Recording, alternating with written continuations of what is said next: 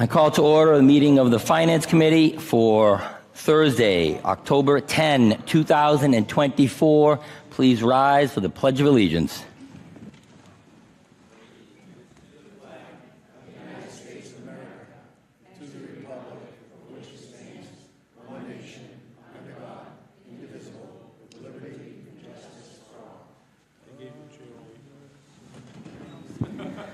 Well, thank you all for joining us tonight. Couple announcements I'm going to make.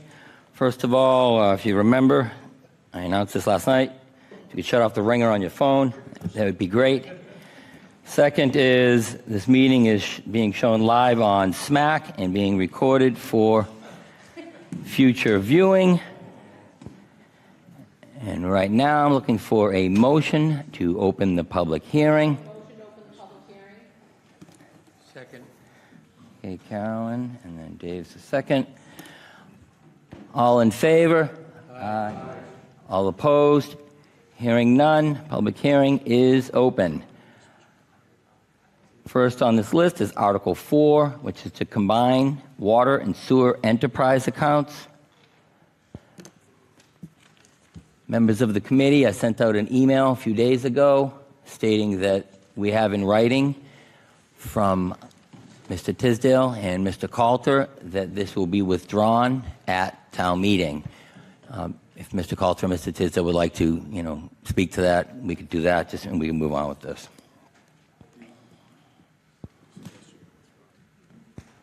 Yes, sir. We wish to withdraw that. All right. Thank you very much. Any questions from the committee on this? Comments? Timeout. Okay. Apparently, there's a timeout here.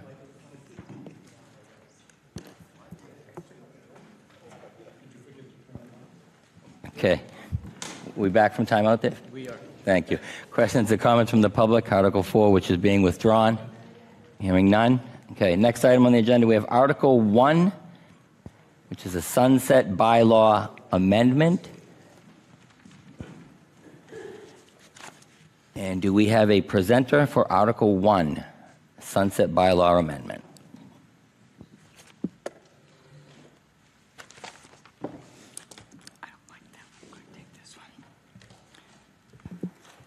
Good evening, Mr. Chair, members of the Finance Committee. Mr. Peter Murphy would like to be here for this discussion on this motion. He is in Planning Board right now, and he's on his way up the stairs. So if we want to wait for Mr. Murphy, that'd be wonderful. If not, I'm sure that we can probably start. It's perfectly up to what you would like to do. If Mr. Murphy is on his way, if you want to start now, I'm sure he'll be here soon. He's not that far away, so. Right, he's just downstairs. Just downstairs.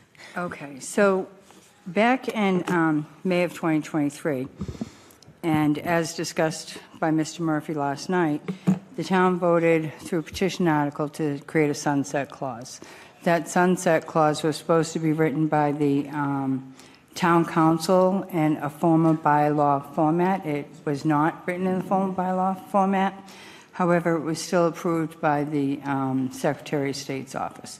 So with that, what we've done is we've worked with Mr. Murphy to rewrite the bylaw in true bylaw fashion, defining exactly what will be happening going forward with all articles. There's two different types of articles that we use right now, or that the bylaw represents, and it's borrowing for $250,000 less and borrowing for $250,000 more. What this does is it does allow a sunset. So $250,000 or less is a 3-year sunset. However, the authority of the Select Board, they can extend that sunset by 1 year. And with the $250,000 and above, the sunset is 4 years, and again, the Select Board can extend that by 1 year. However, if there needs to be a further extension, it needs to go to town meeting, be voted at town meeting. And the final piece of this, oh, hi there. And Peter Murphy has arrived. He has I'd like to remind everyone here tonight to make sure you speak loud and clear into the microphone so that everyone can hear you. Especially people at home and people here too. All right. Hello, Mr. Murphy. Hi, Peter Murphy, Precinct 2. So as we were discussing, and I'm just going over the basic, Mr. Murphy, being the petitioner on this article, has supported all the changes that we've made. There's nothing drastic in there. The couple of things that we are allowed to do is do exceptions, but exceptions to the bylaw for borrowing would be an exception. Let's say, for instance, we have to build something big. We know it's going to take 5 years to get the borrowing and start the process, then that will have an extension at town meeting. That would be that type of exception that we would put in. It wouldn't be a random exception at all. We would request at town meeting to extend it. So if we, and this is not to be taken out of context, should we decide to build a new school, then therefore that exception would be added into that motion. And that's just an example, not to be facetious. The next part that we added, which is on page 3 of the town meeting warrant, is we are applying Chapter 4420, which is a legal allowance for the select board to, under their purview, any borrowing that we have a balance of $50,000 or less, the select board can vote that any balance in those project accounts can be used to pay down debt. And that is pretty much the synopsis of this bylaw. And like I said before, as we were starting, is we worked very closely with Mr. Murphy to achieve this goal. Well, thank you very much for that, Biz. Peter, do you have anything to add to this? As you know from last year town meeting, we went to and actually all the articles that were brought before were excluded from the sunset clause. Since that time, I worked closely with the town manager, town accountant Biz. I also worked with the town council to work out all the various details. The spirit of the sunset clause has been maintained. What has happened, what you see before you, is it put into legal terms. So the lawyers had to put their touch on it to make sure that would go before bond counsel. And I believe it has been presented to bond counsel to make sure that they're acceptable with it. So it has gone through all the parties. I did check my records from when this was proposed 2 years ago. It was a 9-to-1 vote in support of by this finance committee. It also went before town meeting and was approved by town meeting. So all we're doing here, in essence, it's not my article, it's technically the town's article. And what happens is, with that, they put it into a legal format so it would be accepted by bond counsel. All right, thank you very much for that. Do we have any questions or comments from the Finance Committee on Article 1, the Sunset Bylaw Amendment? Lisa. Hi, sorry. The May 1st date, I know there's some significance to that. If you could just clarify. It's May 1st, 2025. Right, and the reason for that is I actually asked for that. So that way their articles going forward on this year's, actually in the spring town meeting, would fall under this sunset clause as rewritten 2.0. Okay, and that's okay with not messing up the finance director in all the previous work she had to do. All the previous work is being addressed via town meeting tonight, and anything else that has to be addressed will be addressed in the future, but the majority of the issues will be cleared up at this town meeting. Okay, thank you. Welcome. Thank you very much, Lisa. Carolyn? I just have a quick question. You may have said this already and I just missed it. If a petitioner is with a building article, they can write it in the article, they can make the motion at town meeting when they're presenting the original article to exclude it from the sunset right from the beginning? They would have to do that as they going forward, putting in their petition saying that would be exempt, and that's what it says in the, Yeah. Right. Right, I just wanted to make sure I was understanding it. So like if I wanted to present something next May, all right, I'm going to build a school. I could Let's say you're exempt gonna- that right away while I'm making the motion, or you could come back afterwards to exempt it if you knew you were going to need an extension. I would say, I would recommend it that you put it in the motion prior to it being submitted, so it's done up front. Otherwise, you're going to be doing like we did last Right. year. Right, okay, that's what I was just wondering if it, when you could put it, I just got a little confused. Thank you. All right, thank you, Carolyn. Any other questions or comments? Arnie, you have a question?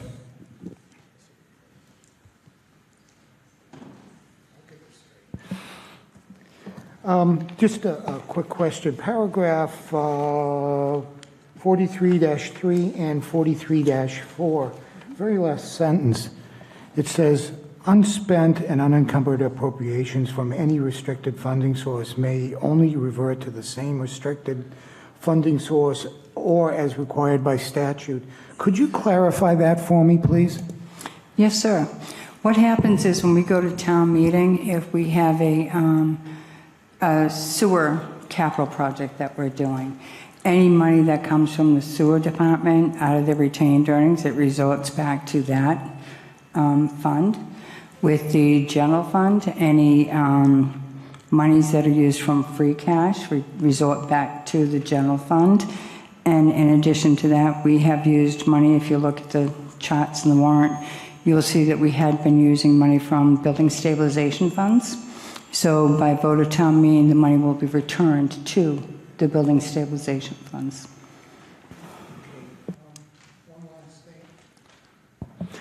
One last thing, paragraph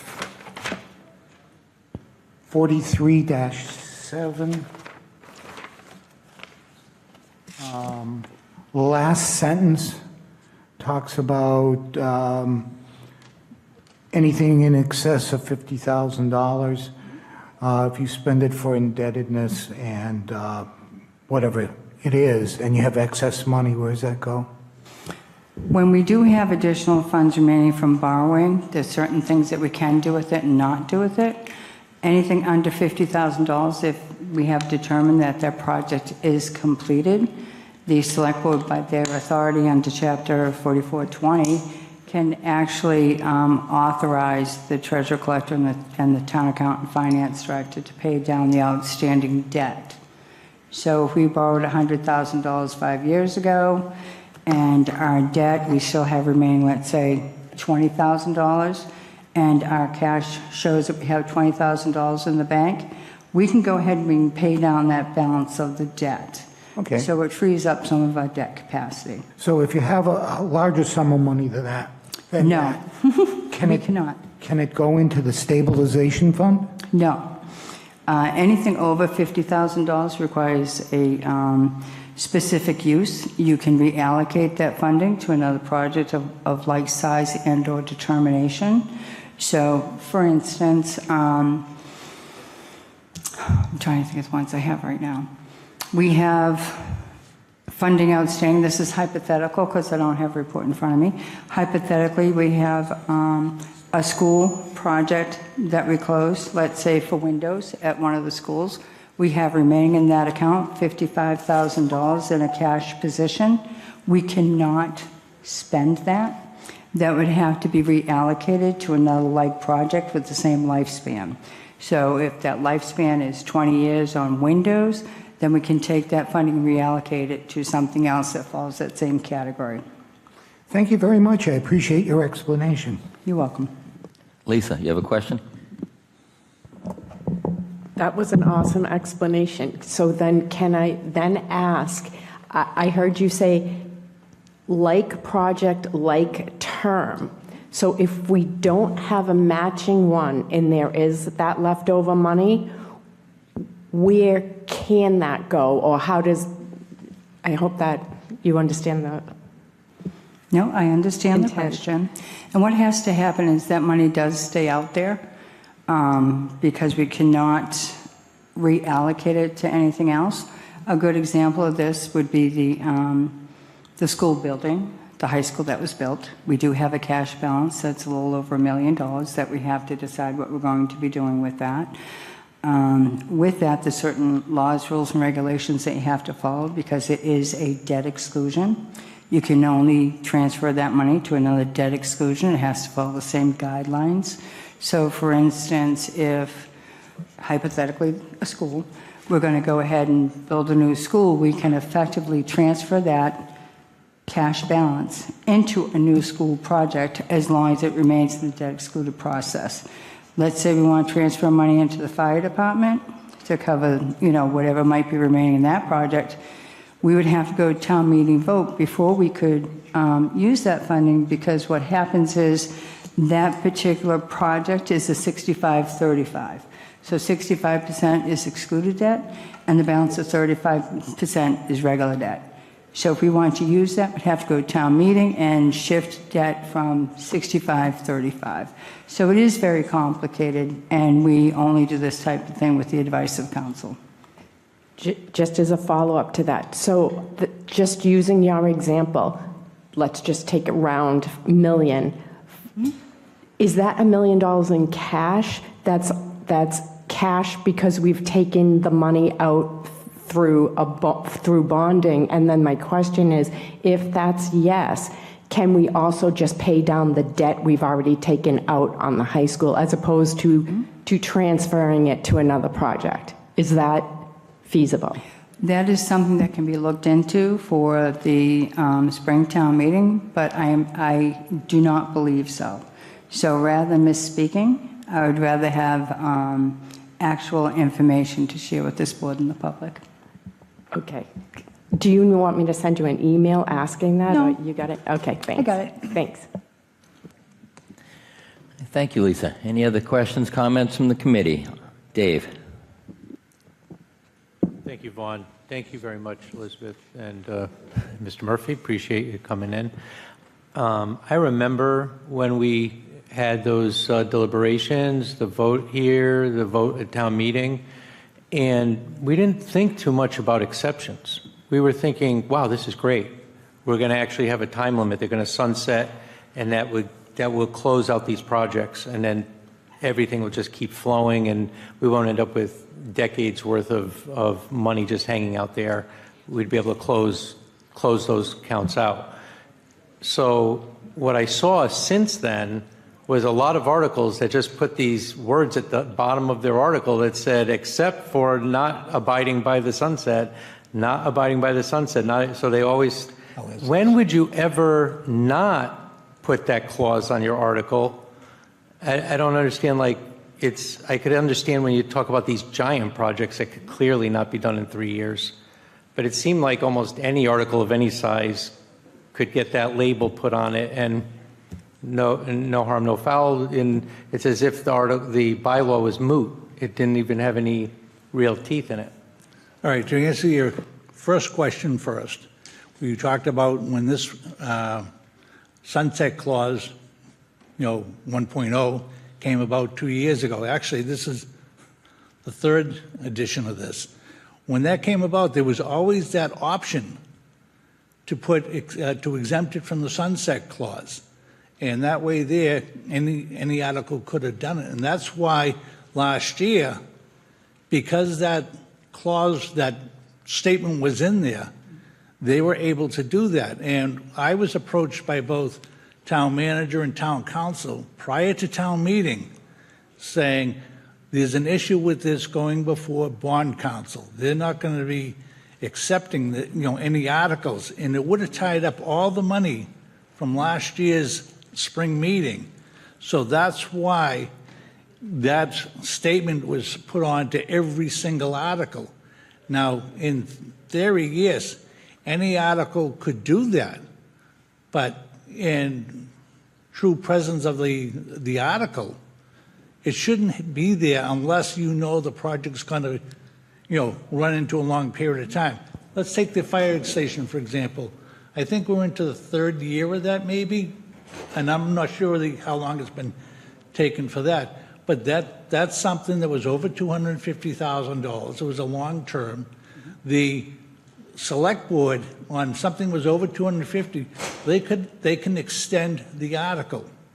So, again, that was there, Yeah. it's still there, stipulated. Yeah, I understand the select board part of it, and that's fine. I'm specifically saying the language in every article that was coming through, the motions had it.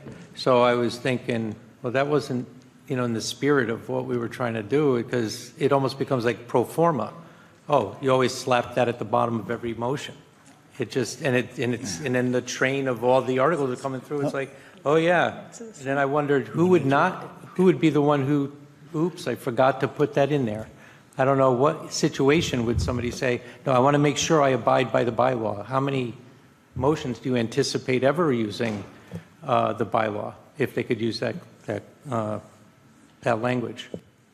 Well, we cannot anticipate what the necessary means are when we go out to borrow. However, if we did not put that caption in every single article that we had for borrowing and/or funding in this town meeting warrant, we would not have gotten the crucial borrowing that we needed for the Pratt's Corner project, for roadway projects, everything we have, bond council would have rejected. I don't mean to interrupt, but I understood all that. That was a major project and a cleanup thing. I get that, because the misunderstanding about the history. I'm specifically saying about since the article was voted, it seems like, and it looks like forever, all the way out into the sunset, if I could use that word, that there's always going to be that phrase at the end of everybody's motion, because who wouldn't do that? That's the allowance by law, in this bylaw, and which Mr. Murphy fully supported, so that the town can continue its operations. And that is something that would be looked at closely. If an article is coming from the town side, there has to be a matter of trust from this committee and from the townspeople to realize that we are now on top of the borrowing and what we need to do to ensure that the projects are taken care Now, of. let me actually add one more thing to that. Comes the articles coming before you for the spring town meeting. You, as the finance committee, you could very easily reject a motion that you don't feel should be sitting there for more than the length of time. You could say, this article, we don't accept it because it has that statement in it. So, I mean, you are the finance committee. You control the money. You could very easily say, I want this off your article. Mr. Coulter, do you have something to add to this? I do, sir. Thank you. In answer to David's question, when we were notified by bond counsel about the disruption this would cause, this bylaw, as written the first time, it was their recommendation that we take this action in order that we could conduct business as usual until the bylaw was perfected. So this was a transitional statement so that we could continue to do business as Stoughton has been doing business for 200 years as the bylaw was perfected. And I would say that if any language is added to the any borrowing that appears to be abusing the intent and the guideline of the bylaw, town meeting can reject it, and they should reject it. No, not the bylaw, but the language that this is not subject to the bylaw.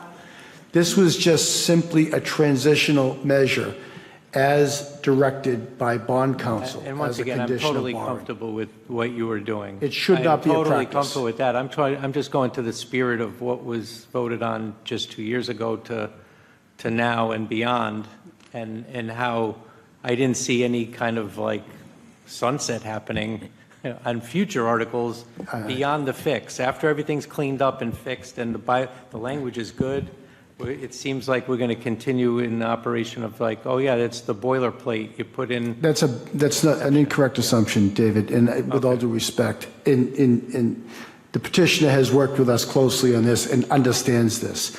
As a former legislator, I know, the first rule of thumb in any legislation is to do no harm. As written, Peter would be the first one to admit it was doing harm. It was putting us at odds with bond counsel. So we worked closely with bond counsel to get through this transitional period until David and Brian Winter could write a piece of legislation addressing the issues that the previous legislation caused. They've done that in collaboration. They're both happy. Everybody's satisfied. Most importantly, bond counsel satisfied. So now we're going back with the perfected legislation. I reject any suggestion that what had to be done to get through this transitional period will now be a best practice. It will not be a best practice. All right, I'm gonna move on because I'm not sure we're talking kind of past each other, so I don't want to belabor it anymore. But I do have a question about it was brought up about monies that were left over after a project's done. Is it encumbered? You know, like if we vote, right, the money is then appropriated to a project, and the project comes in, $1,000, there's $1,000 left over.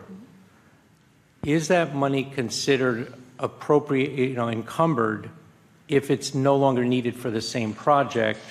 And if it's not encumbered, can that money just be dissolved because it was never encumbered, therefore it can just wash our hands of the obligation and the money just is dissolved? Well, you can't just dissolve it. What needs to happen in the case here in the town of Stoughton is any article that we are going to close will go to town meeting, with the exception of those that are allowed to be closed by the select board. But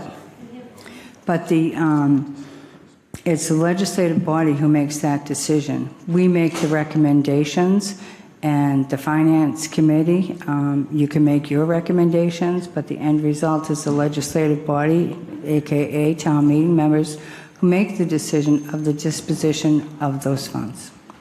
All right, so we do have the prerogative to do whatever we want. We could just make it so that the remainder of a project is just no longer encumbered. That is a function, a day-to-day operation function of the finance director and the town accountant's office. This will be analyzed every single year as we go forward. There will be meetings with departments. Where are you on your project? Are you done with your project? And then we'll take the appropriate action. And again, that's a daily operations matter, and as these come up, they'll be addressed as we go forward. All right, thank you very much for that, Biz. Any other questions or comments from the committee on Article 1, Sunset Bylaw Amendment? Mark.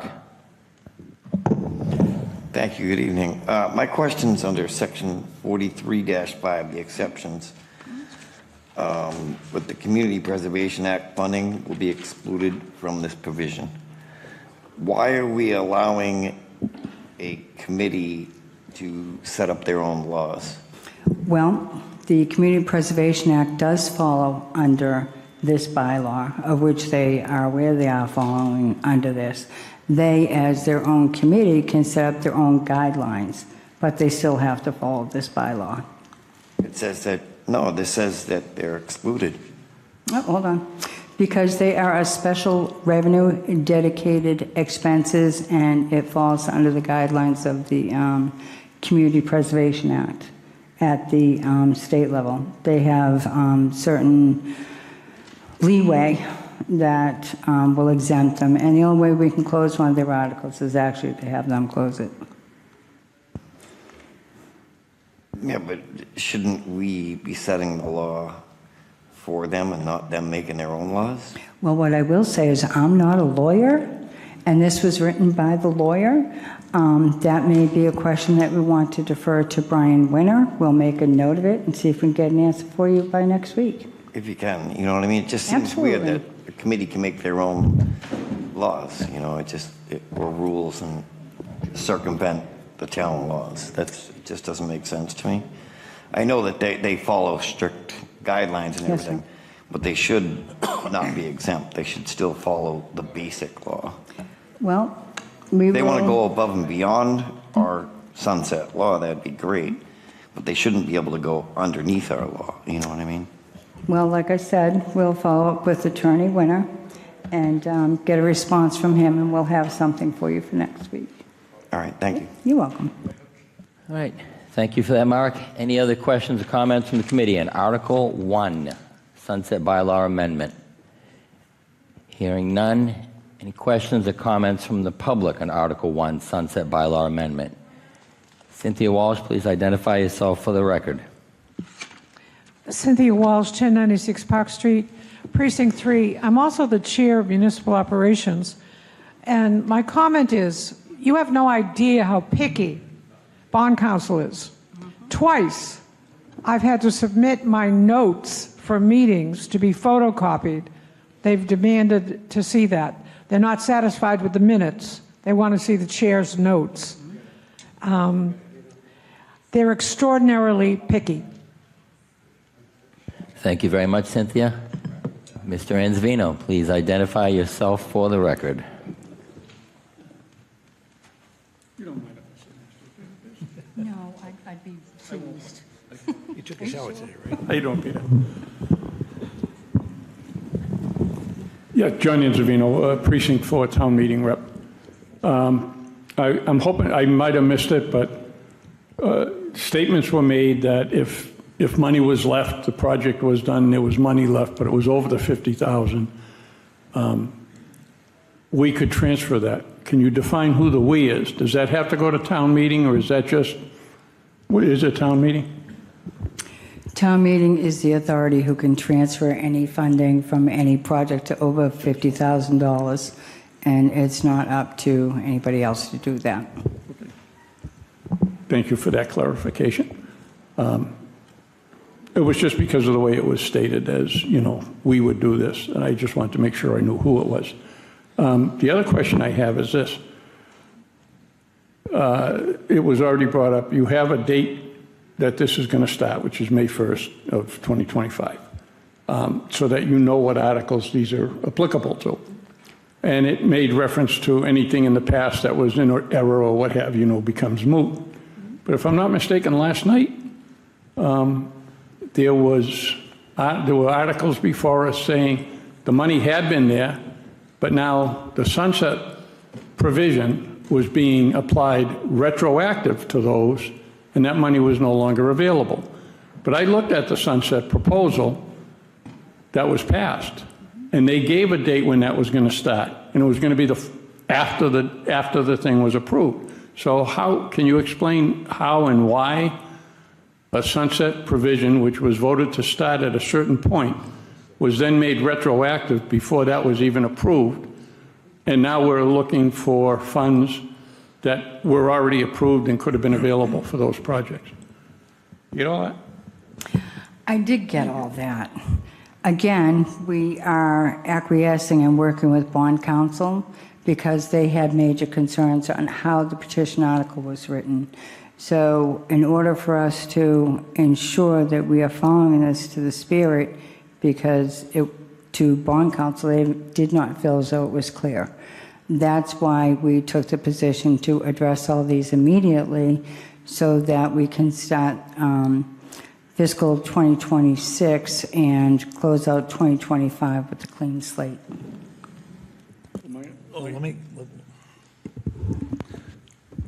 John, on that note, to give you a little quick history, the article, I proposed was back in 2017. It passed before town meeting.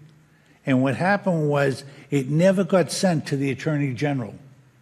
And I don't know, I can only speculate, but I won't, why it did not. So what happened was I came back in 2022 with the article again. And that's why when I brought it before town meeting, the word bylaw was emphasized in big bold letters. Instead of being 14 font, it was 16 font, because that was the word that was the big hang-up. So articles that got approved that year fell under that clause. So that's why you may have seen that article you're talking about may have been approved back in 2022. And I'm not sure if, again, I wasn't dealing with the bookkeeping at that time. But that's why for 1 year, the sunset clause, as it was written, fell under that. Now this is sunset clause, I guess you call it 3.0. 3.0, we'll call it 3.0. And what happens is the town attorney, he was able to look at it, had an issue with bond counsel, or bond counsel had an issue with it.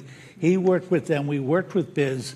And again, the spirit of the bylaw, and you got to keep in mind, the spirit of the bylaw is we have articles that have been sitting out there 10, 12, 15 years with money sitting on the books. It's to clean up the books. That's what the whole purpose of this is.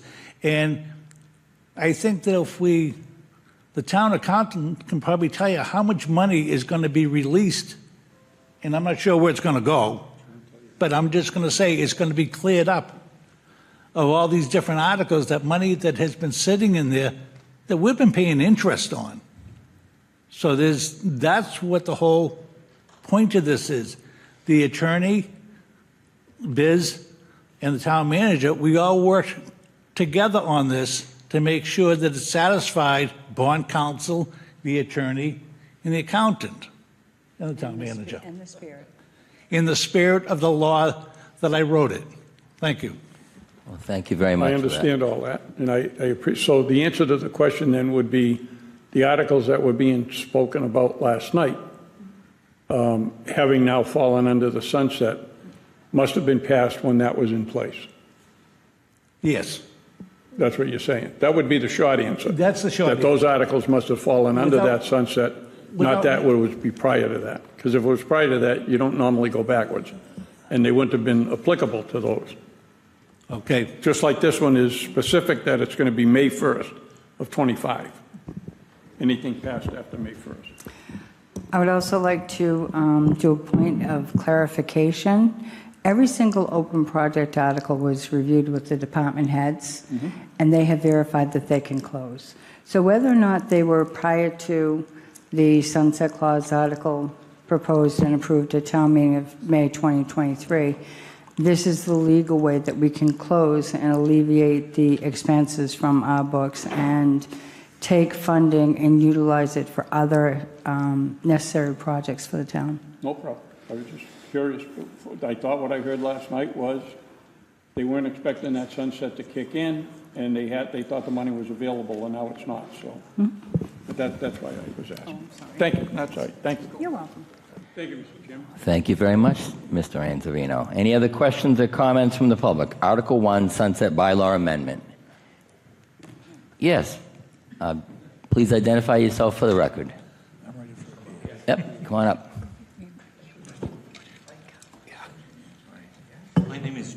My name is Gene Ang.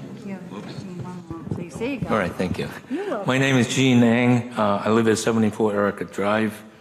This is my first session here, and I just have a basic, simple question. What's the dollar volume? What's the dollar volume of the funds, the dormant funds, the funds that's being held? What's the value of that? Does anybody know? Yes. Somebody does.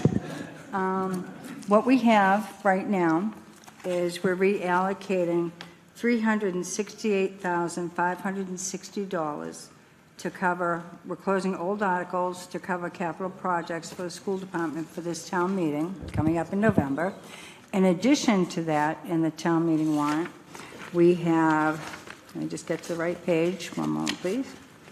We have, If I can just shortcut it, I'm not looking for any details, line item details. All I just want is just a round number. I mean, what's the volume dollar we're talking about?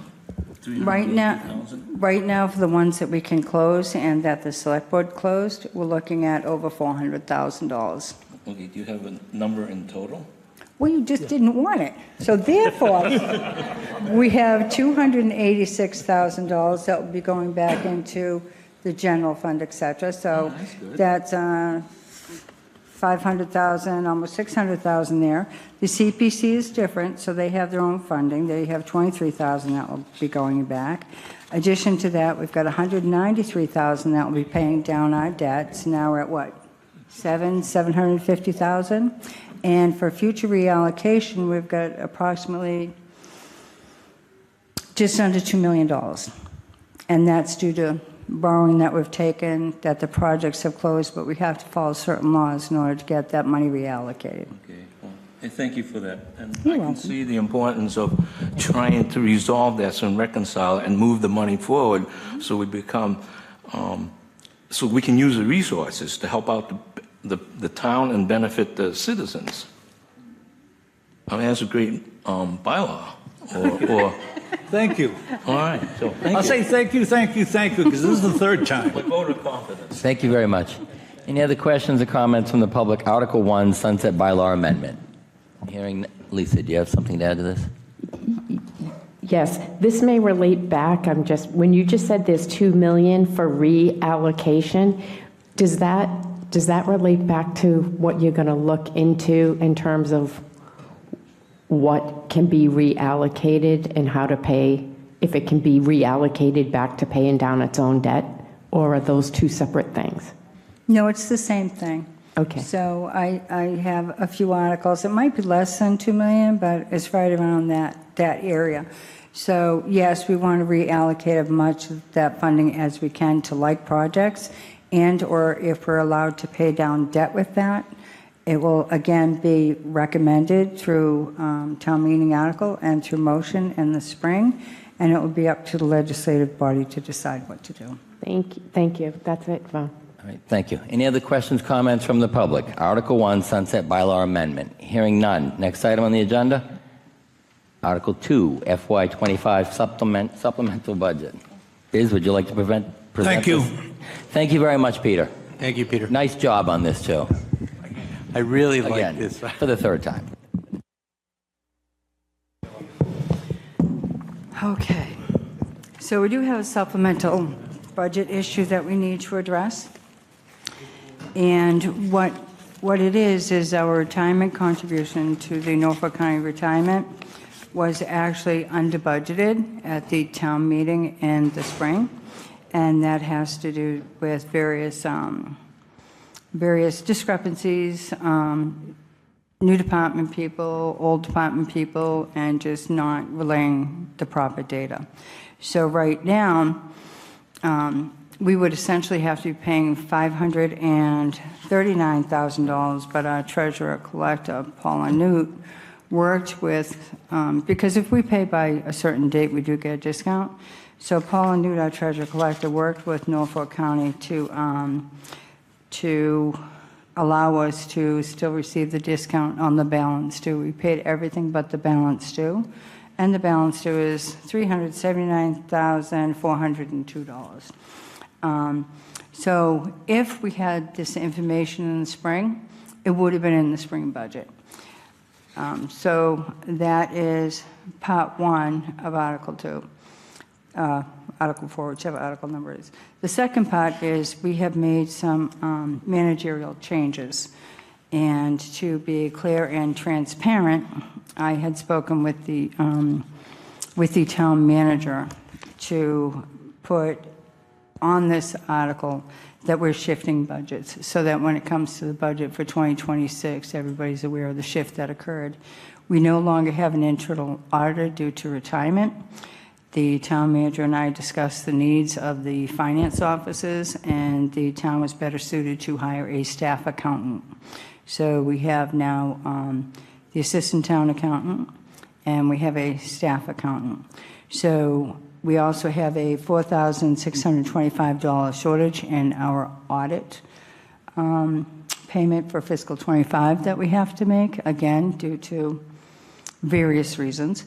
So we shifted $107,420 from the town manager's budget into the town accountant and finance director's budget. So it's a net zero effect. Secondly, I know one of the questions that have been coming up has to do with the revenue. And when you get your motions, which have been prepared, you're going to see how we're going to fund the $379,000. When we have cherry sheet monies or the governor's budget, we don't get the final numbers. Currently, we didn't get final numbers for the fiscal 25 until August. So our budgets are already set. And the way to remedy this is to go back in and do a supplemental budget. So with that supplemental budget, we had originally planned total state aid net of expenditures, we have gross revenue, and then we have expenses. When the government gives, the government takes away. Okay, that's just how it works. So when we voted at the annual town meeting, we had a net cherry sheet amount of $27,770.52. The final cherry sheet is showing us $28,032,968, and that is a decrease in revenue, but it's also a decrease in expense. So I did adjust the figures, so our net available for appropriation from the cherry sheet is $262,916. And again, this will be in the motions that you'll be receiving. Also, when we do our revenues are estimated. They are not in concrete, they're estimated. So a place that I felt as though we could take some additional funding from or resources was local receipts. So at the town meeting, we had allocated and estimated our local receipts, $13,212,876. My eyes getting tired, sorry. And with a slight increase to local receipts of $116,486, not impacting the tax base whatsoever. It will self-fund the $379,402,000 that we have to satisfy with the our obligation to the Norfolk County retirement. In addition to that, and I always make this clear when I'm doing budgets and when I'm presenting at town meeting, revenues are estimates. What we vote is appropriations. We are required to present a balanced budget, which we do, and we did, and in this case, we are still presenting a balanced budget. All right, thank you very much for that, Biz. Lisa, you have a question? Okay, this is conceptually speaking right now. So I do understand estimates. I understand we don't have everything concrete.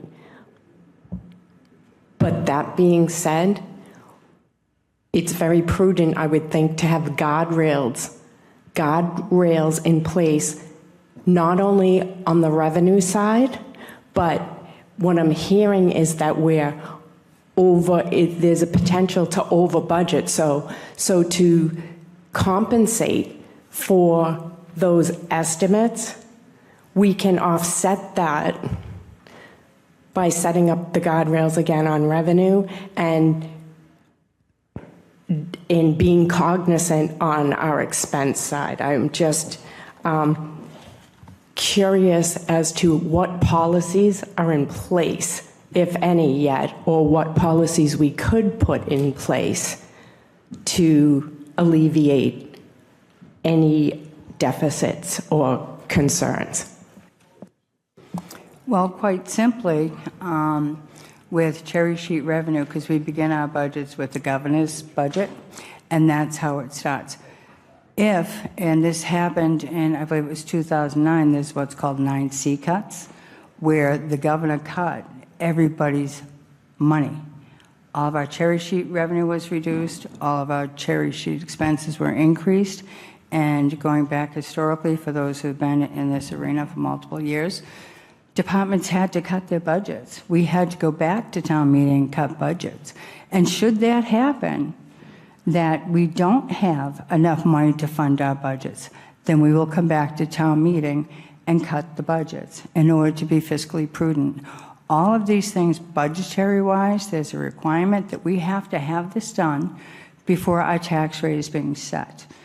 So that's why it's very important that this get on the tax rate recap right now, because if we don't, we will have a problem. We will not be able to pay this this invoice. And as far as guardrails are concerned, there's a level of trust that has to work between the finance officers, the town managers, the departments, that we trust each other to come up with the best estimates, to make the best decisions financially for the town that we feel is prudent.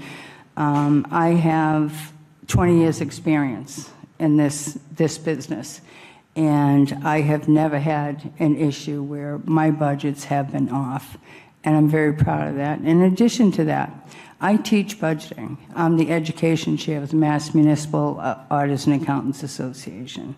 So I teach people how to do this job. So with me and with the team that we currently have in place, I feel as though you can rest assured that the financial position of the town is in good hands. Lisa, I would like to, I'm going to point this out just so we'll kind of stay on track. You mentioned guardrails. That's one of the reasons why when we do the estimates, we take, for local receipts, we'll take a previous year and we'll take a percentage of that and we'll assume a lower percentage than 100. So we don't take a previous year and say, okay, we're going to get that same dollar amount. We got 100 last year, we're going to get 100 this year. So it's one of the reasons why when we use those revenue numbers, we cut that percentage down.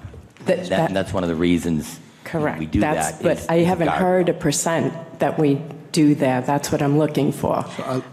Not only, excuse me, sorry, not only on revenue, but then do we also, on both, I'm looking to see what policies, and please, I understand that you teach, and this is not, question has nothing to do with your ability to do your job. It's in terms of setting policies for the town in general, should anything ever happen to you, that we have these policies in place. And I just want to know what they are. Mr. Calter, did you have something to add to this?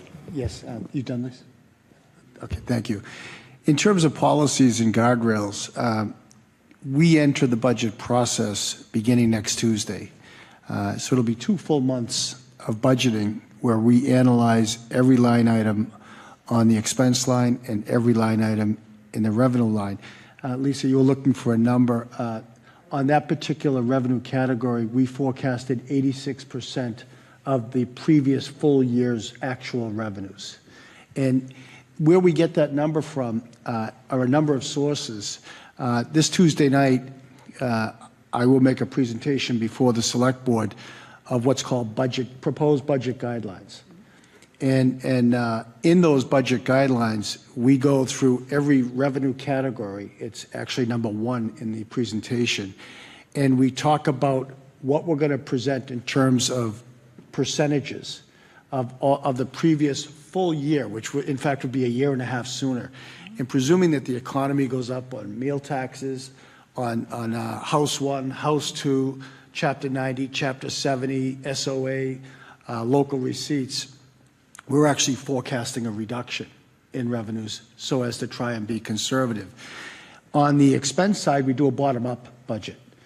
We start at 0 in each category. And we look at what the expense is based upon full-time employees, which is the largest line item in every department budget, labor. And we look at every one of them and say, how can we do more with less?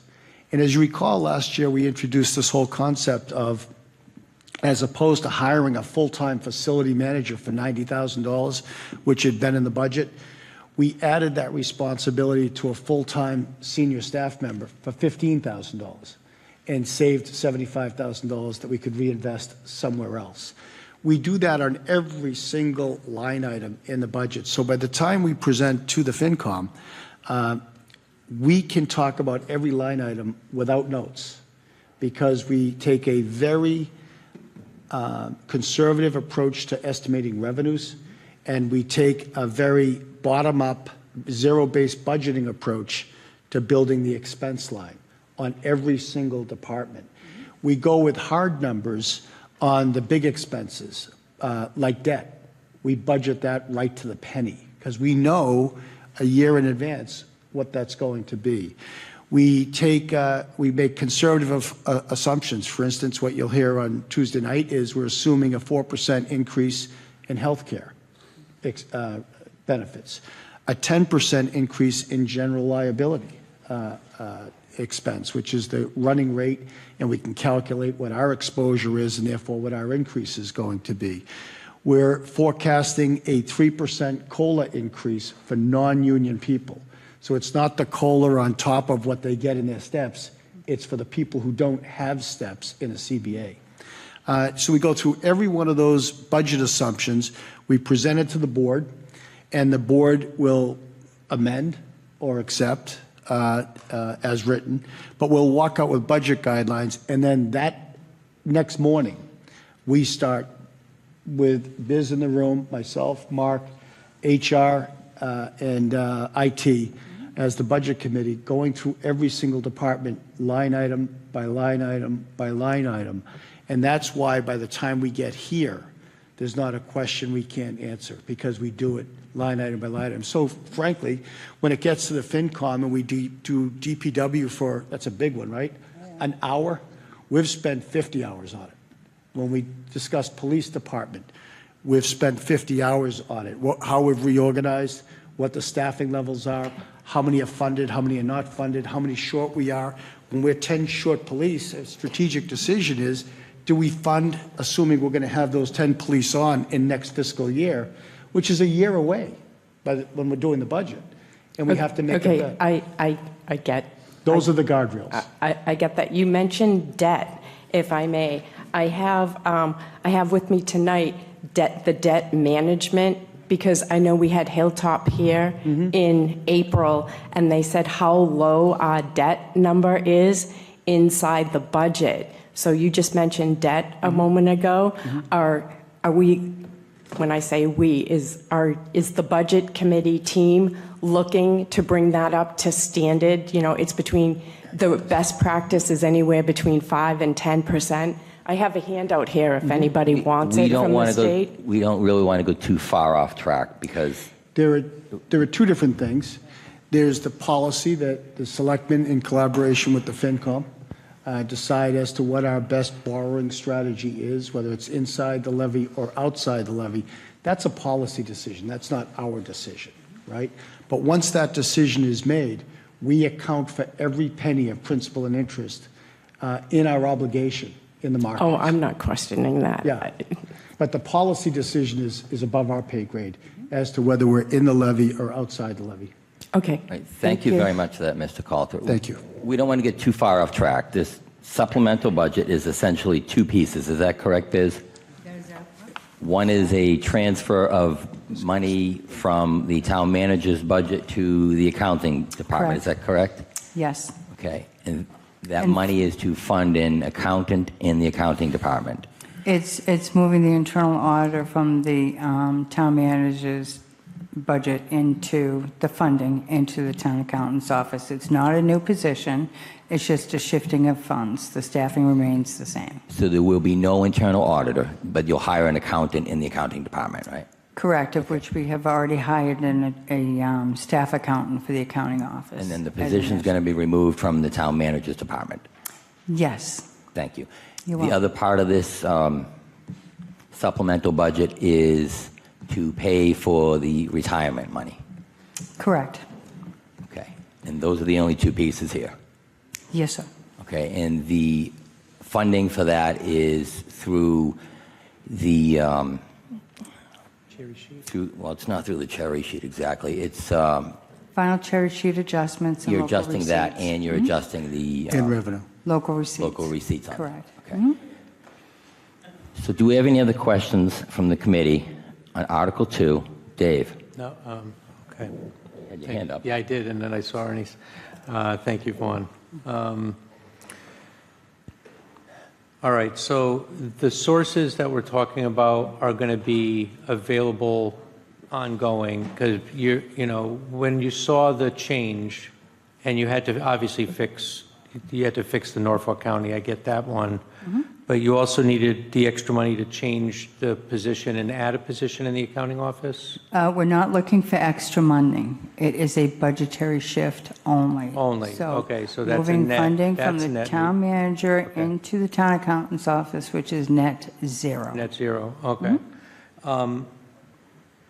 This isn't that far off the field, so please bear with me. I just wanted to know, you know, we're used to seeing in the past free cash getting certified in the November timeframe, and last year it was different, and you were just coming on new. It was because the investment we made in Munis that allowed us for several years to get it in November. It used to take forever to get it.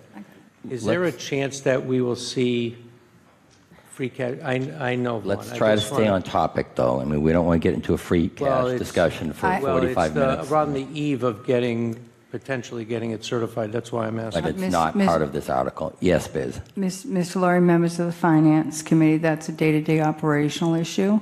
And as soon as we have our books closed, ducks in a row, it'll be submitted to the Department of Revenue. And once they certify it, we'd be more than happy to share. Thank you very much for that. All right. Joel, did you have a question? Okay. Mr. Chairman? And if you were done, that's I wasn't done, but Okay. if you want to recognize someone.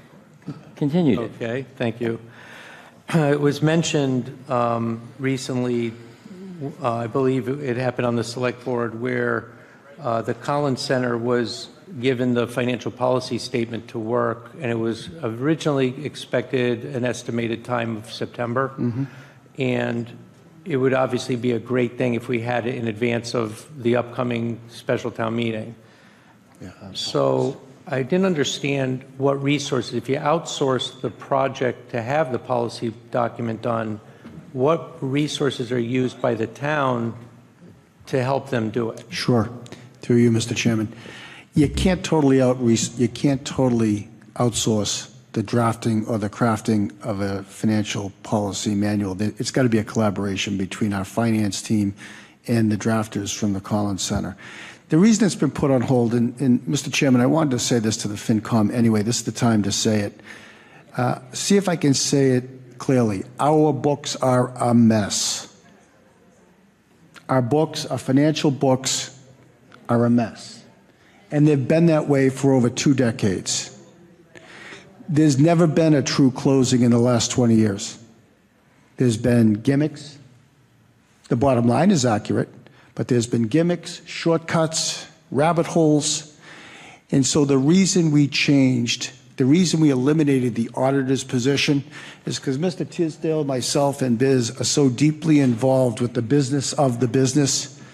I know every single person in every single department. We are the auditors. We needed to use that salary slot, Dave, to put in the town accountant's office. And by doing that, we now have 87 years of experience between our 3 top accountants.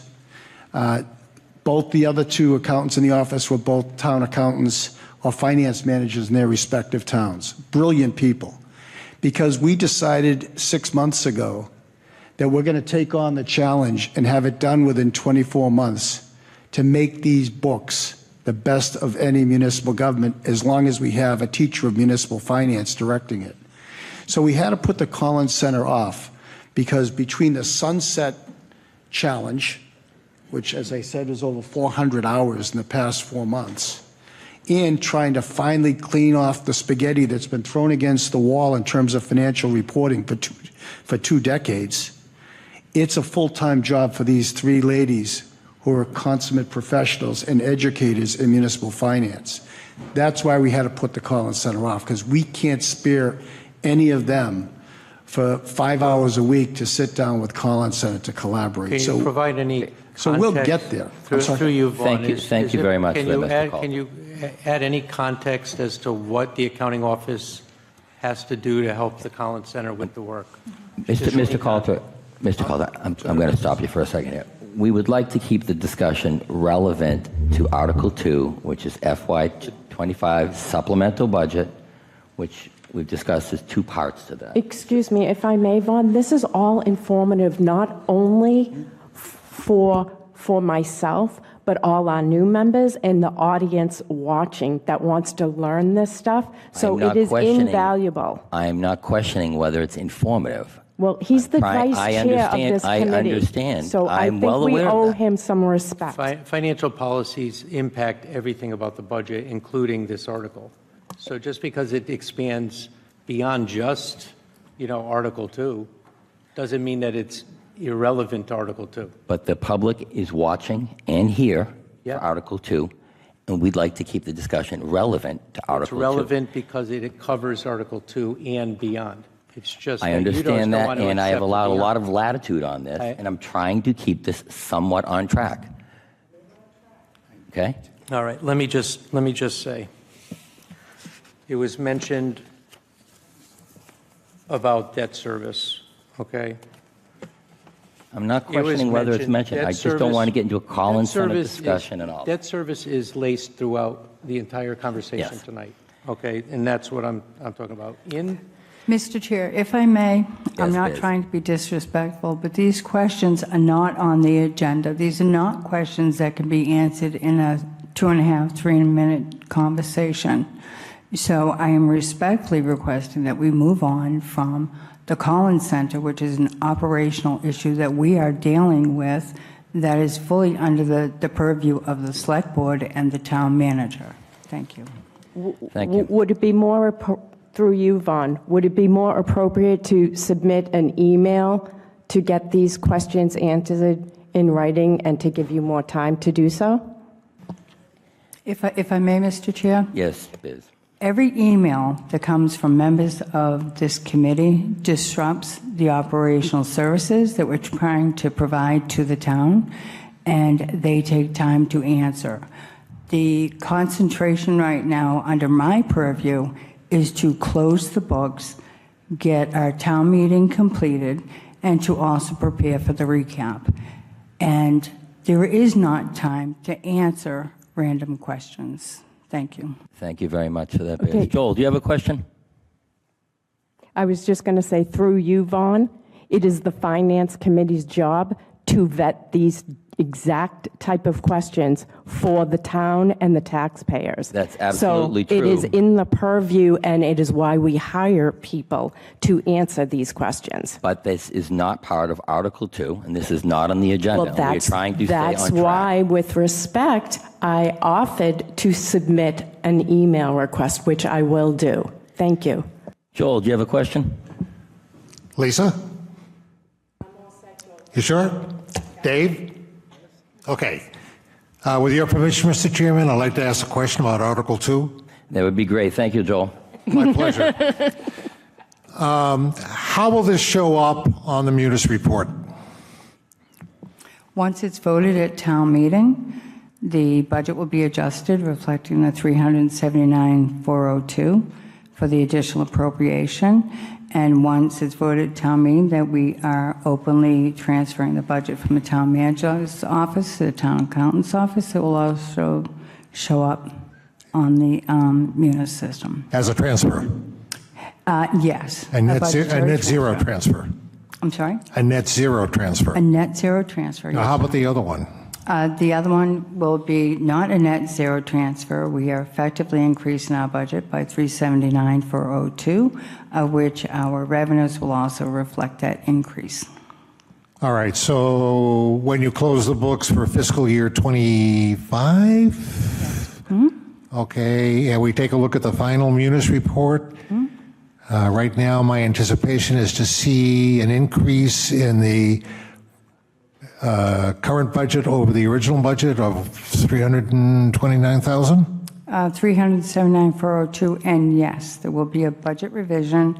All budget revisions as voted by town meeting are required to be recorded, and any transfers recommended and approved by the Finance Committee also get recorded into the Munis system, and yeah, they will be taken care of. Okay, thank you very much. Thank you, Mr. Chairman. Thank you very much, Joel. Any other questions, comments from the committee? Article 2, FY25 supplemental budget. Arnie? You'll have to excuse this question. With all the information being discussed, I'm a little confused about the auditor. I always thought that we had an auditor that was independent. The purpose of an auditor, excuse me, was independent, and that way they overlook the books, and not that there's anything going wrong, but it's a matter of just independence. I came from a manufacturing background, and quality assurance always was sort of the auditor for everything going on in the factory, and they reported directly to the president of the company. Could you comment on that, please? Absolutely. The town is required by law to hire an independent auditor. That independent auditor is specifically not an employee of the town, but is a separate entity hired by the town to research our books, to make sure that we are in compliance, that we're doing the jobs that we need to do. An internal auditor is totally different. An internal auditor assesses operations. So they are totally two different positions. Thank you. One quick question. We had an auditor internally. Was that auditor here when the books were, you'll excuse the expression that Mr. Coulter said, it was a mess. How did that auditor allow us to get there? I can't speak to that. I wasn't here while she was here, and I don't think anybody would comment on any particular individual. When I say the books are a mess, I want to be clear. The bottom line has always been accurate, but the accounts to get to that bottom line are very confusing. There's more allocations or accounting in categories. They're in all different places. And so we're just trying to clean that up. The bottom line has been approved by our outside auditor every year. But if we're going to really control and have the guidelines that we've talked about, we've got to have things in the right boxes. And that's what this talented group of accountants are doing right now. So it's not that it's anybody's fault. It's this that they were always understaffed, and it was a hurry to close the books as opposed to make sure we had quality books. So although the bottom line was correct, there was no straight path to any account, and therefore it was very difficult to provide the guardrails that Lisa was talking about. So we are cleaning it up. I am so darn proud of that team. But as Biz pointed out, and one last point, Mr. Chairman, it's a 10-hour-a-day job. And in Biz's case, it's been 6 and 7 days a week. So we know what people's responsibilities are, but we're responsible for operations. We're responsible for operations. So when we get questions that are operational in nature, I've instructed the accounting department that we're not obligated to respond to those questions that are outside the purview of the Finance Committee. It's not being disrespectful. It's just that we're in charge of operations. You're in charge of appropriations and finances. And so when we get those questions about operations, we're trying to be as respectful as we can and answer everything we have to answer. Most people are off Monday. Biz and I will be here for 12 hours trying to get this done. And so we can't take as much time as you're requiring to handle questions that are outside the purview of the committee. But we want to be respectful of every question you ask that is within the purview of this committee. I hope folks understand that. Thank you. Thank you very much, then, Mr. Coulter. Thank you for your... I want to interject. You want to interject? I do, yeah. What? I went to the town website because I wanted to understand what it says there about the Finance Committee. Mr. Lurie, we really want to stay on track with Article 2. I just want to make it clear. We need to stay on track with Article 2. It's not clear. What's on the town website is not relevant to Article 2. It is not relevant. It is because it's described as to how interaction is supposed to occur with the Finance Committee. Article 2. Vaughn, I don't speak for the people who come to our meetings. I don't speak for them. So when something is said, then it needs that I feel needs to be either rebutted or complimented as in agreement. I want to say it. Dave, the town website is not subject to this Article 2 FY25 Again, he would have gotten out what he had to have gotten out already. Let me just. What is it, Lisa? The bickering is not helping Vaughn. He would have already been able to say what he wanted to say. Could you again please respect the vice chair? Thank you. There's 3 main objectives on the website for the Finance Committee. Excuse me, Dave. Yeah. We're trying to stay on track. I'd like the audience respected. Yes, Cynthia. I mean, am I going to have to sit here for 3.5 hours? I've been chair of dozens of town committees. I've been coming to these meetings for 48 years. Excuse me, you're yelling and you're out of order. Just going off on tangents, making false accusations is just, what is the public thinking when they see this? If they're even watching. Look at how many people have shown up for advertised public hearings. This is a disgrace. And the reason why is people don't have 3.5 hours to listen to these divisive voices and this quizzing of the talents of town employees. Mr. Chairman, please, if members will not obey your commands, you have the right to order them from the room. And if they continue speaking, they can be arrested for disturbing a public meeting. Thank you, Cynthia. Do we have any other questions or comments related to Article 2 from the committee, FY25 supplemental budget? Excuse me. Lisa, is this a question relative to Article 2? It's a question on procedure. You allow an outburst like that, but you are trying not to let the vice chair of the finance committee speak. That's the disgrace here. I've been letting him speak, and I'm trying to keep this meeting on track where we're discussing Article 2, because the public watches this and they're hoping to actually hear about Article 2. So they can hear about the supplemental budget, not the And town they're budget. also concerned about the finance committee's job. Thank you. Lauren, do you have a question on Article 2? Put the mic on. Sorry. I'm confused why you're speaking without raising your hand. We're not going to have some cross debate. Would you like me to do that? That's what I was told needs to happen. That's decorum. I stand corrected, Lauren. I will raise my hand. Thank you. Any questions or comments from the committee on Article 2, FY25 supplemental budget? Hearing none. Any questions or comments from the public? Article 2, FY25 supplemental budget. Please identify yourself for the record.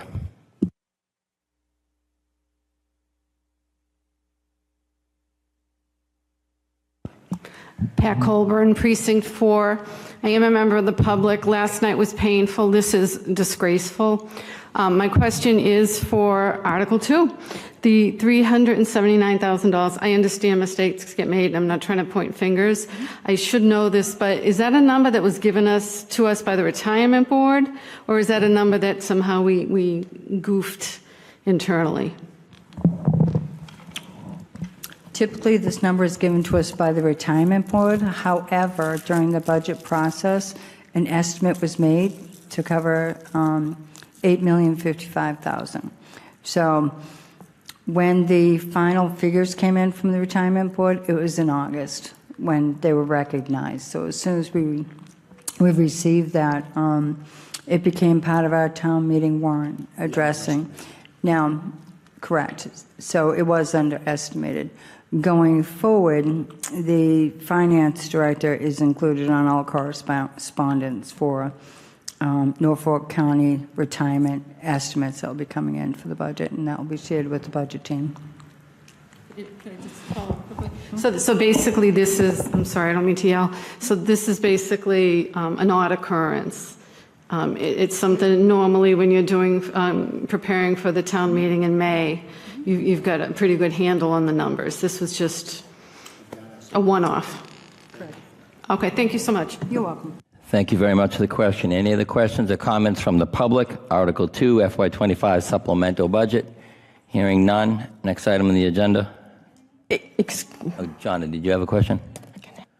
I had called for questions to the committee. I didn't see your hand. Sorry about that. That's all right. Just for clarification purposes, I understand that you got rid of the internal auditor, but like, do you still have, just so I can clarify this, do you still have that like forensic auditor type person so that's still ongoing? Okay, that hasn't been gotten rid of. Okay, thank you. Thank you for that, Jonna. I Any would other like to questions? clarify, if I may. Oh, sure. We did not get rid of the internal auditor. The internal auditor had been planning to retire, and she retired and moved on, and we wished her a very happy, successful future. I just meant the differentiation between the two. I didn't mean get rid of. I misspoke. Sorry about that. Thank you for that. Lisa, do you have a question on Article 2?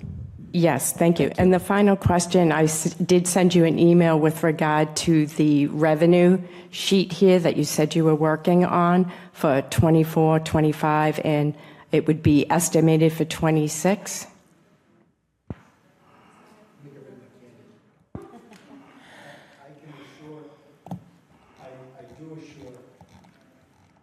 this esteemed committee. As soon as we have that data, we will absolutely transmit it to you upon having it. As Biz pointed out, we didn't even get a revenue for cherry sheet, Chapter 70, Chapter 90, SOA, until 2 months after town meeting, because the state didn't provide it. As we get it, you'll have it. Absolutely, respectfully, you'll have it. But I'll leave it at that. As soon as we have it, you'll have it. Thank you very much, Mr. That's the Coulter. certified. I'm asking for, we're already well into 25 right now. There must be an estimate. There's a bunch of blanks here on this page. You just saw from this transfer what happens when we make estimates. Then we get the number and then. In order for, my point, my objective is, if we're, as a finance committee and as a town, going to be voting on spending money, we should have revenue sheets. Even to your point earlier, that they're estimates, we should at least see the estimates. And as you said, what we're doing here tonight reflects the changes that may or may not be necessary. I think that this has already been explained by Biz as where the revenue's coming from on Article 2. And we have provided. I'm talking about what's on the backup on here. Well, There's at least 7 to 8 lines that are blank right now. That's what I'm talking about. Mr. Chairman, I just want to point out, Yes, and I'm Mr. not Coulter. trying to be argumentative, and I will not say a word after this. I would ask that every member read the charter with respect to the Finance Committee's authority. It doesn't say not one word about revenues. It's about appropriations. And I think we've gone astray. We will give you what we have as a professional courtesy, but the FinCom plays no role in revenues. It's only a role in appropriations. And I would strongly encourage every member to reread the charter with respect to that. Thank you very much for that, Mr. Coulter. Do we have any other questions or comments from the public on Article 2, FY25 supplemental budget? Hearing none. Next item on the agenda, Article 3, unpaid bills. Biz, would you like to present this? Sure. It's Thank you. unpaid bills for Verizon. And what happened is that we have what's called SCADA, which is a transmission line that is used for various reporting for our water sewer treatment plants. And when SCADA, what happened with these bills is they're being emailed to people. And then being emailed to people, for those of us who get 300, 400, 500 emails a week, sometimes they get lost in translation. These emails and these bills were actually lost in translation. So in order to bring our account to current, we need to fund $756 and change. Just want to be sure on that. $756.86 and change. In order to fund this, we will not be going out for an additional appropriation. We will be authorizing the department, which in this case is DPW, to pay for it from the current year funds. And by doing this type of thing, it helps to prevent unpaid bills of a prior year. All right, thank you very much for that. Any questions or comments from the committee? Article 3, unpaid bills. Okay, any questions or comments from the public? Article 3, unpaid bills. Thank you very much for that, Biz. Hearing none on the questions or comments from the public, Article 3. Next item on the agenda, Article 14, prior appropriations closeouts under Article 70, Annual Town Meeting 2023, sunset. Would you like to present this, Biz? Sure. So with the sunset clause and working in the spirit of what was intended by the petitioner, as was spoken about several times already, we have several articles, that we have reviewed with department heads, and we feel so we can close these safely without having any detrimental impact to any of the projects. There are a total of 6 projects that will be closing, and the total funding being returned to various accounts within the town are $286,496.76. Of that, $22,161.43 is being returned to the Building Stabilization Fund, along with $27,066.80 also being returned to the Building Stabilization Fund, and the other balances will be returning to the general fund. So that when we close out fiscal year 2025, it will become part of our free cash calculations. Now, I know there was a question last evening regarding where is this funding going to when they're being closed out. And it is very clear in the article where the funding will be going. And in addition to that, there's a second part of this article, which is the Community Preservation Act.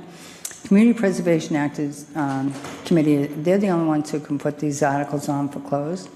I have been meeting with the committee since I got here in order to straighten out various issues that are ongoing with the CPA accounts.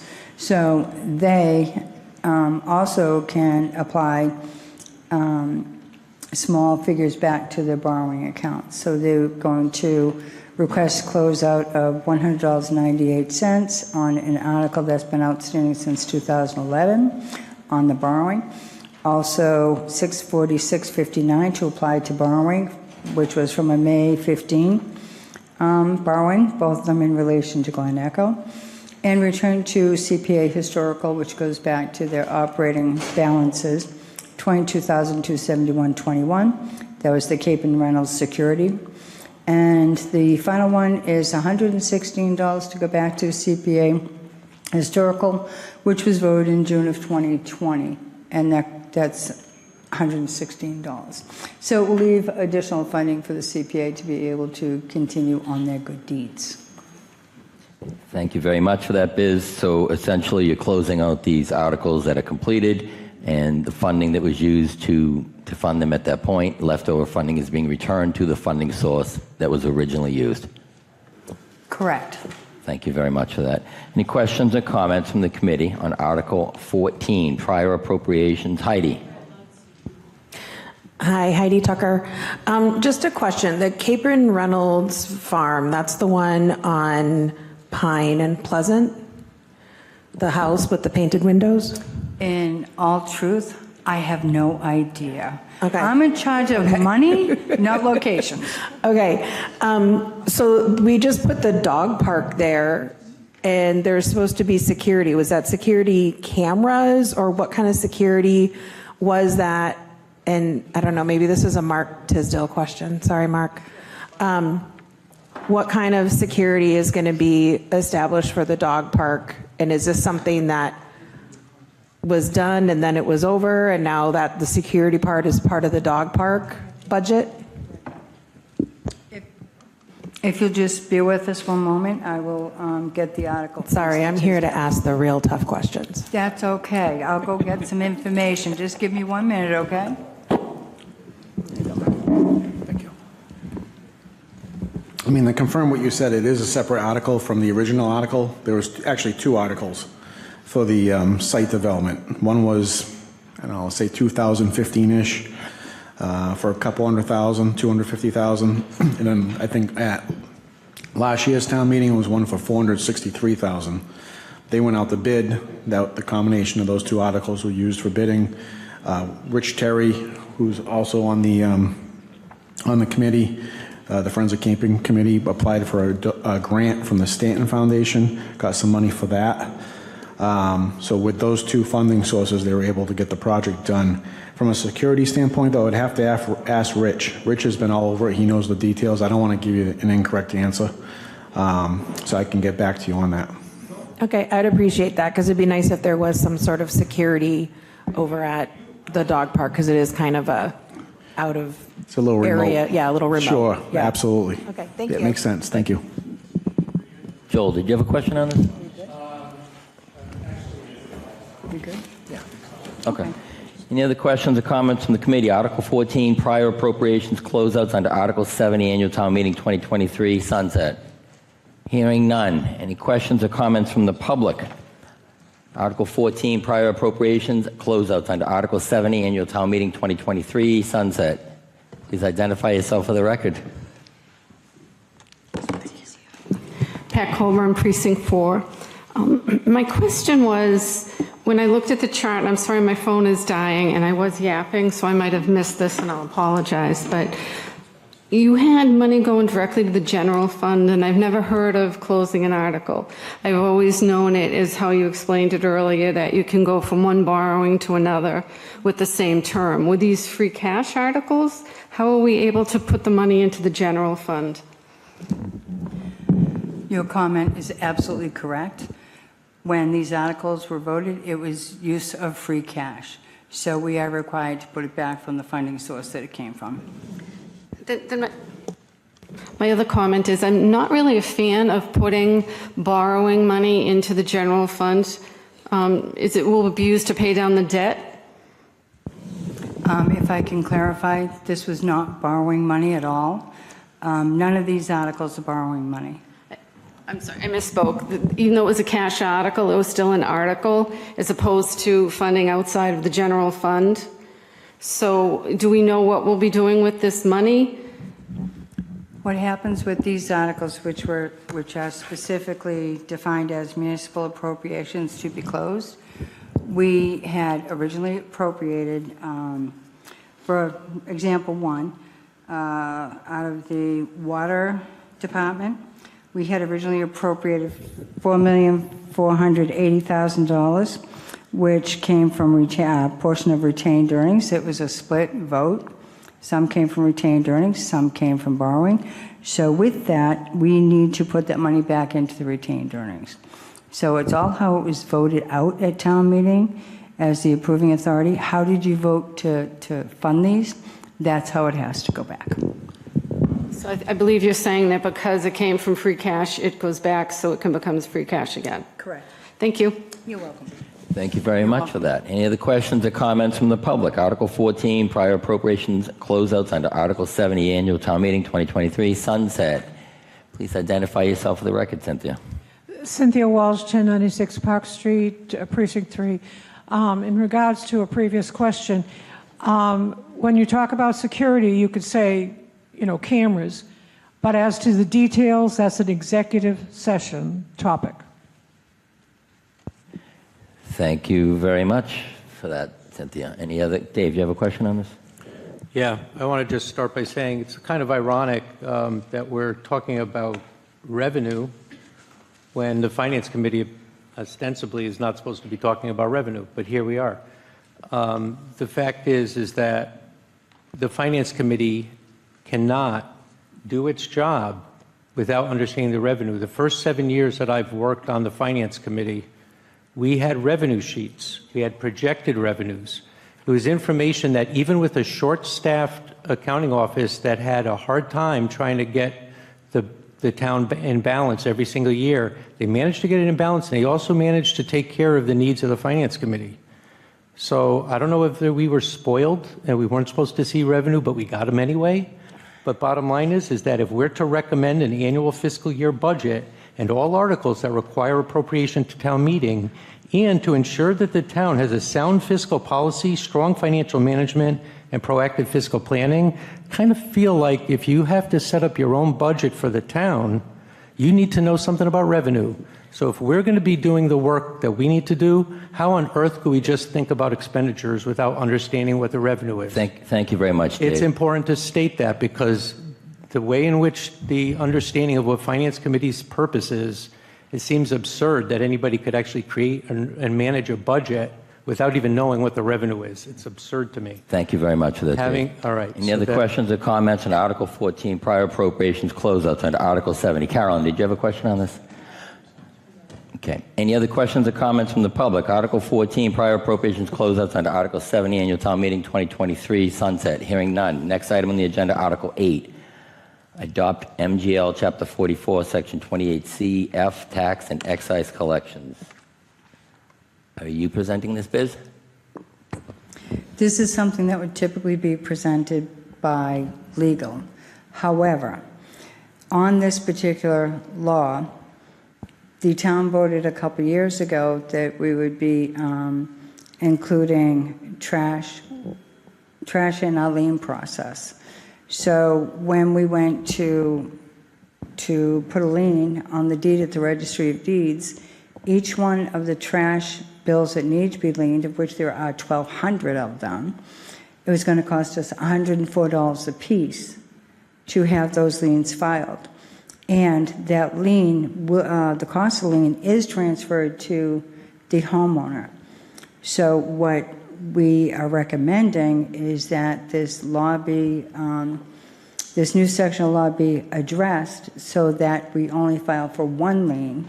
So if we have a real estate lien, sewer, trash, water, it all goes under one lien process with one cost of $104 that resorts back to the property that's being liened, and there aren't separate 104 liens for each one of these bills that may be outstanding. So it actually is a savings to the residents, because we do go back and we do collect that revenue, and it's also a savings to the town as far as filing various liens on deeds. Thank you very much for that. So this essentially is financial efficiency to bundle the liens together for one fee rather than 3 or 4. Exactly. Thank you very much. Any questions or comments from the committee on Article 8, adopt MGL Chapter 44, Section 28C, F, tax and excise collections? Hearing none. Any questions or comments from the public? Article 8, adopt MGL Chapter 44, Section 28C, F, tax and excise collections? Hearing none. Thank you very much for that presentation, Biz. Next on the agenda, we have Article 9, adopt provisions of Chapter 653S, or Section 40 of the Acts of 1989, assessments of new construction. Would you like to present this, Biz? Sure. Again, this would typically be legal, however. In 1989, as noted here, the law was changed so that communities could assess taxes for a property that was on 50% completion, but didn't 50% completion and above as of January 1st, but didn't have their occupancy permit yet. The town did not institute this taxation policy, so we're instituting it now. Would like to institute it now because what we found historically is that a building is being built, and as of January 1st, it's 96% complete, but they don't have their occupancy permit. So come January 1st, oh, lo and behold, the project's now complete. So we lose effectively a year and a half of taxation. So it's to help bolster the town's revenue through the taxation process and being able to take advantage of what this law allows. Thank you very much for that, Biz. Any questions or comments from the committee on Article 9, adopt provisions of Chapter 653, Section 40 of the Acts of 1989, assessment of... Joel, you have a question? I understand what you're doing here, but my question, I guess, is how do you determine what percentage of the construction is complete, and who does that? Do you walk out there and take a look at it, or? Some days I would like to go out there and look, but we don't. It has to do with building permits. When building permits are issued, what's the percentage of completion of the building permit? So if you're building a new home, your electrician's in, your water's been inspected, your HVAC's been inspected. So all these inspections trigger that type of result. Well, how do you figure out how much the value is? If you're building a new home for, say, $400,000, how do you know at the time how much should be part of taxes? $200,000, $150,000, $175,000? Who makes that determination? It's based on an estimated. Here you go, Mark. Estimated by whom? That's a good question, Joel. I think long term, the assessors, they go out there and they look at it, right? Once it's been built for a few years, but in the interim, they don't have those kind of resources. So they depend on the building department staff. They depend on the applicant. The first step of a building permit is for the applicant to put a value of what they're building on the application. So if it's a single family home and it's a 3-bedroom home and they're building it for $100,000, we're saying, well, you know, that's probably the incorrect number. You need to go back to the drawing board, because we know ballpark what these estimates are. So when they come in with a 3-bedroom home for $500,000, seems a little more palatable. That's typically what the assessor starts off with, what that value is on the building permit application, and then after that unit has been in existence for 2 or 3 years and it gets reevaluated by the assessing department staff, it gets valued at whatever that is. Well, does this, if I may, Mr. Chairman? Absolutely. Does this imply that you might have to hire a new staff member to go around and take a look at all new construction to determine what the value of the construction is at the end of each year? Yeah, so there's 2 parts to answer your question. We do have a staff person, Gordon, in the assessor's department. He's a data collector. He goes around and looks at all the properties. The other part that will be an improved efficiency coming forward will be with the e-permitting. All departments in the process will know exactly where that building permit is, what stage has electrical inspections done, has the foundation been completed, is it rough framed? All these inspections will be complete.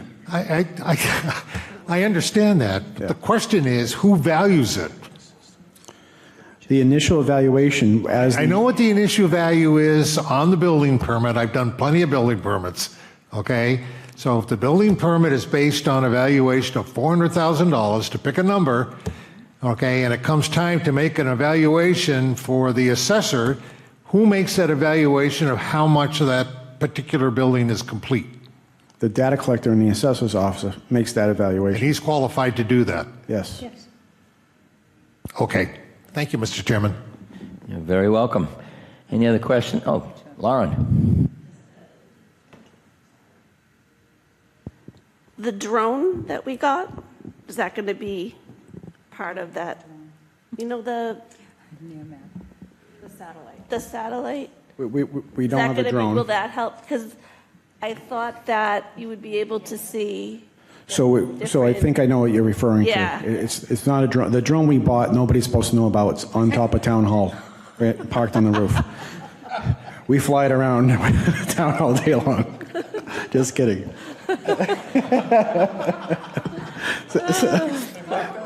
Yeah, that was pretty good. We don't But now have a it's drone. not a secret anymore. No, it's not a secret. Yeah, the cupola is not a cupola. So there's no drone. But we did buy new software called NearMap, and it's very special. It's updated. It's GIS information. It's updated 3 times a year. They fly over the town. It picks up new structures like decks that weren't permitted or additions or things like that, and it compares it to the last known structure that we have in our database, and then it actually pumps out a nice report that says there's an issue with this property because of this. There appears to be a deck and there wasn't one here before, you don't have a permit, that kind of thing. So that software is very cool. For the price that we're paying for, about $10,000 a year, it's going to pay for itself 10 times over. I have just a follow-up. So would that be something that would be helpful in this setting, the situation? Oh, we will definitely be using that. Yeah, that will be a tool in the toolbox for Gordon in the assessor's department. Thanks. Along with Thank you for that. along with the drone. Carolyn?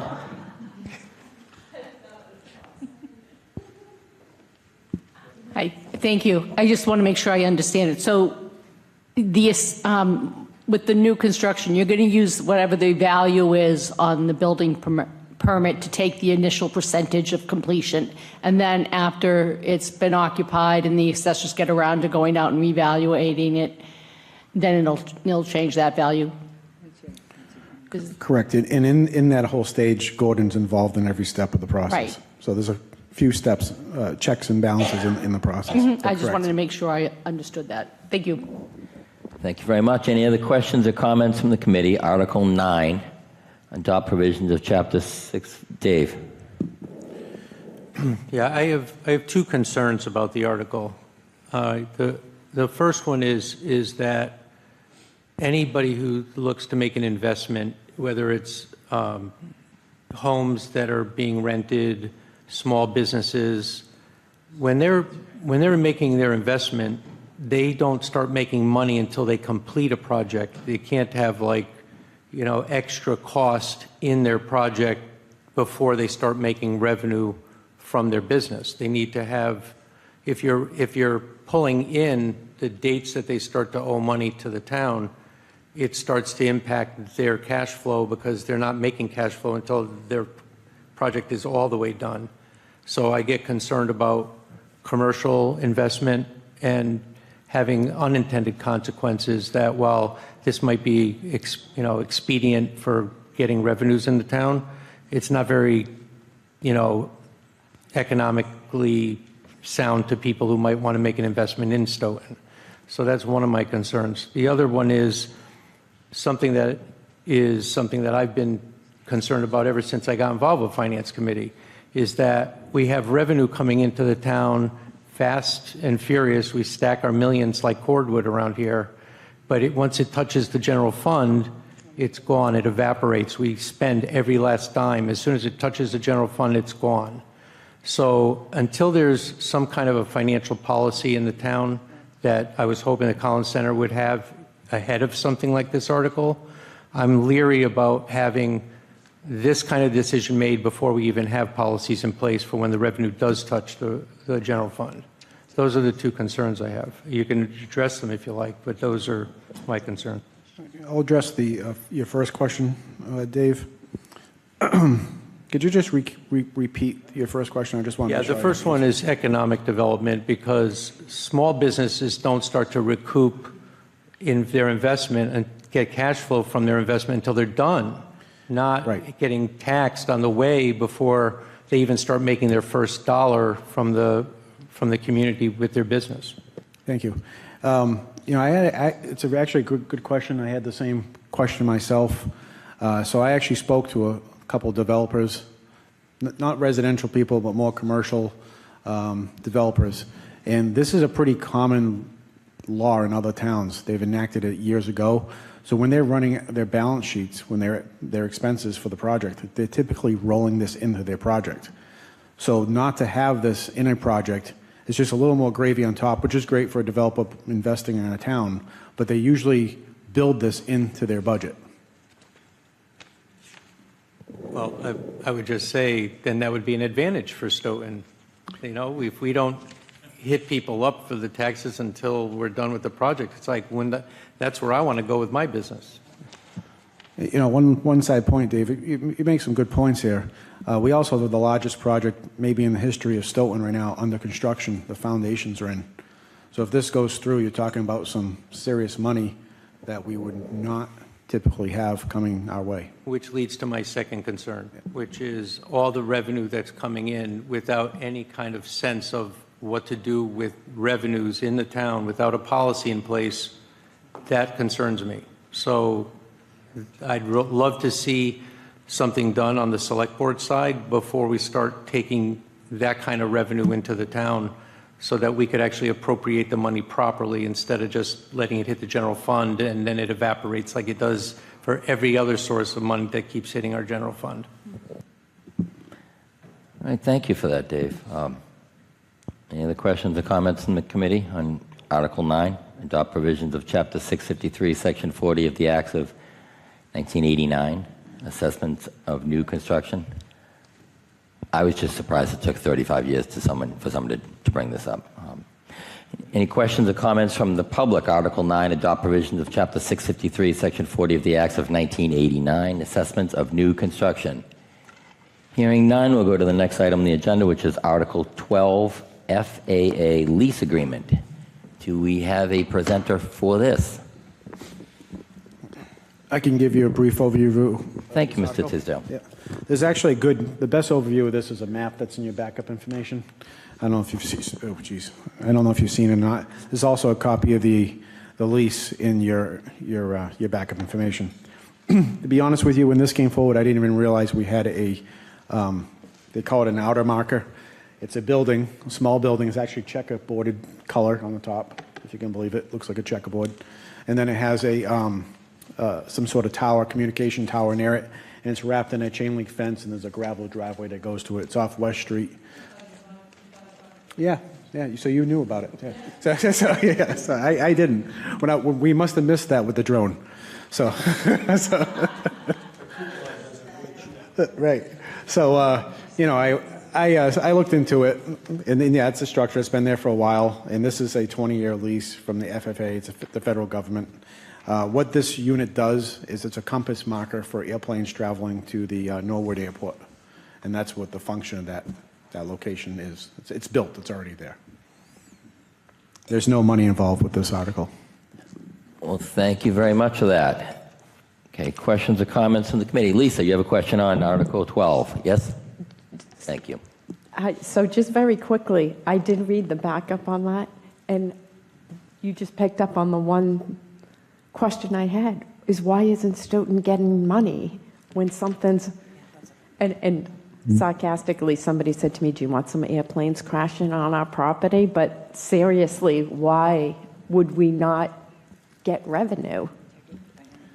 Yeah, according to our town council, I had the same question for Brian, because I was like, oh, you know, why isn't there revenue involved with this? There was a previous agreement, there was no revenue. This is a new 20-year lease. And his response is, you know, this is kind of the friendly lease agreement. If this doesn't go through the way they want, written the way they want, they just use their eminent domain powers and take it. So we have a little bit of flexibility with this now because we can craft the lease agreement a little bit, the details, but money would not be an option. The other concern I had is that if anything happened there, they have zero liability, kind of like another, right? Like if there's a fire, destruction, it's like, what is that? There's all indemnification language in there for the town. For the town? Yeah. But it's still, if there was a disaster over there, it's indemnifying the federal government as well, is what I read. Am I wrong on that? Again, I'm gonna trust the lawyers on this one. It's not really my purview, but I do know there's indemnification language that our town council reviewed and approved of it. This was according to him, pretty much a cookie cutter template for something like this.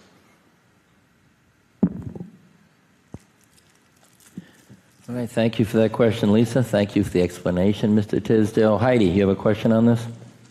Is that the only one of those structures or markers in town? Because I heard, maybe it was from the drone, that that there was some sort of airplane marker that went like over the fields near the high school and the middle school and the Wilkins. So there's different types of markers people don't notice, but again, you're asking the person who didn't even know about this structure if there's another one in town. So I don't know the exact answer to your question, but sometimes you will see other types of markers for when they do flyovers for towns. There's big white crosses on roads or sidewalks that are visible from the air. And what they do is they take the elevation, they can shoot that elevation, they know what that elevation is, they know what the 30 other elevations are of the other X's, and then they can extrapolate data from that to get topography and other information from the ground, from the air. You knew more than you thought. That was the engineering answer. Okay, we have any other questions on this? Mark. Yeah. On the article, it says to enter into a lease for a term which exceeds 3 years. Why does that not say 20 like all the other information? Yeah, well, that was the recommended language from our town council. I don't know the exact answer to that, but having that language in there accounts for a 20-year lease. Yeah, but what I've been told and through everything through town meeting, what is written is what we go by. Right. So this is 3 years, not 20. It doesn't say 3. It says it exceeds 3. Okay, so that could be 100 years. 20, but we have an agreement that says 20 years. So it's a 20-year agreement. It's a good question. I agree. You know I what I mean? disagree with your question, but you know, it's more of a legal thing. Okay. It accounts for a 20-year lease agreement. Okay. We good with that, Mark?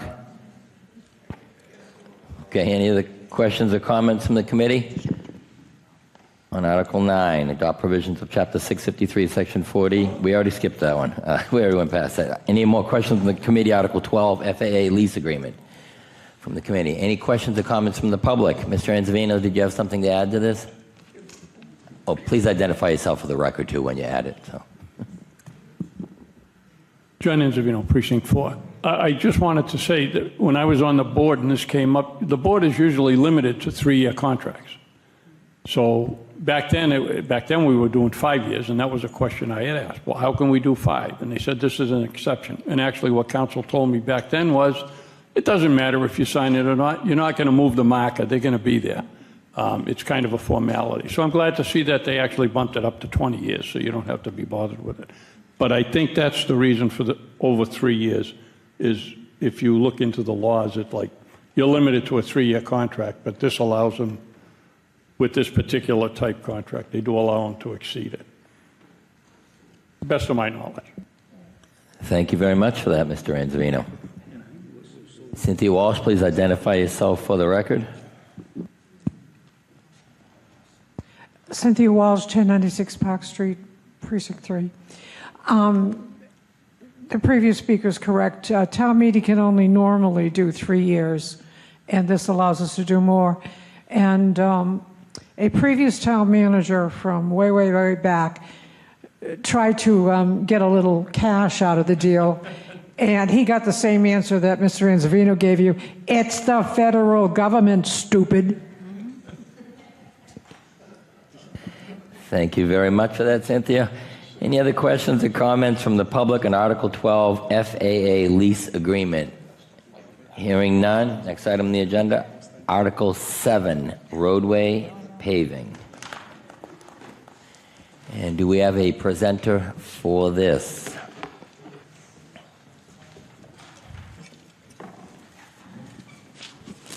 Mr. Jaffoon, are you presenting this article? Sure. I'm happy to. Thank you.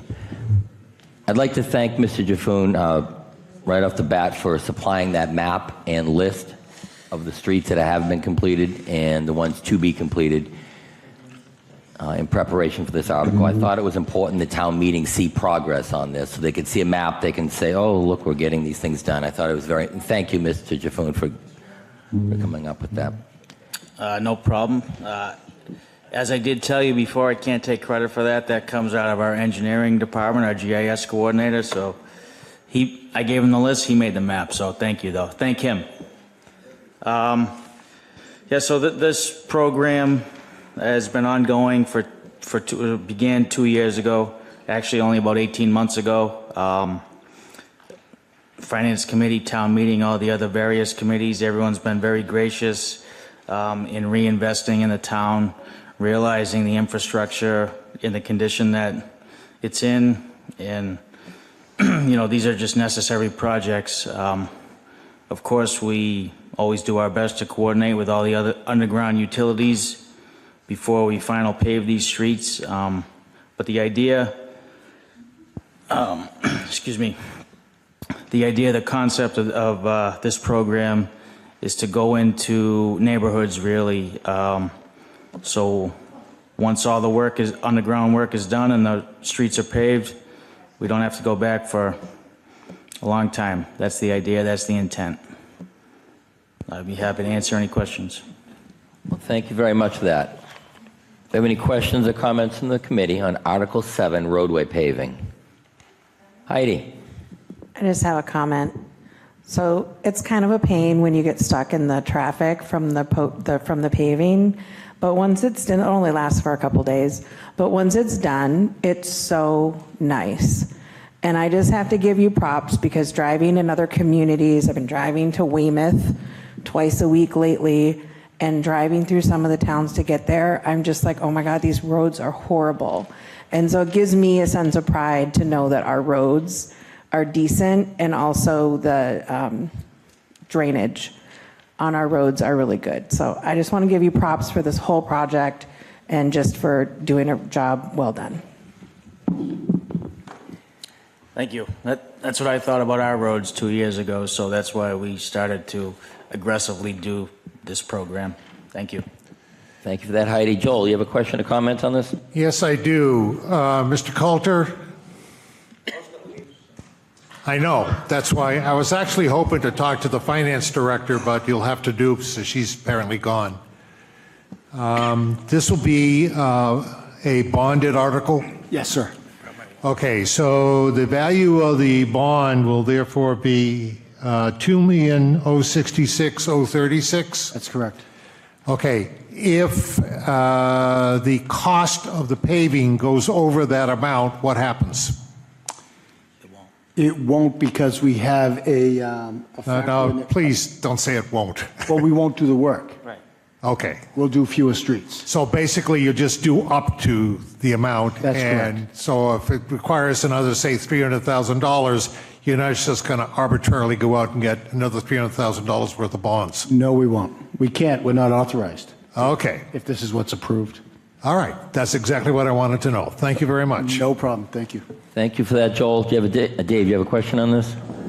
Yeah, I do. Thank you, Vaughn. Yeah, and by the way, kudos. I also, overjoyed with all the work that you're doing on paving. So one of them is a technical question. My understanding, and I'm totally ignorant about the work that has to be done in roads, and I understand that there's either just a top layer that you could just put down and it just has so much life to it and can only, and handles just moderate amounts of weight that comes over the road. And then there's other parts of town in which they require much deeper work to get done. Is that part of this? Or is everything that you're doing is just like a top sheet of just laying down some paving over whatever's there? You know what I mean?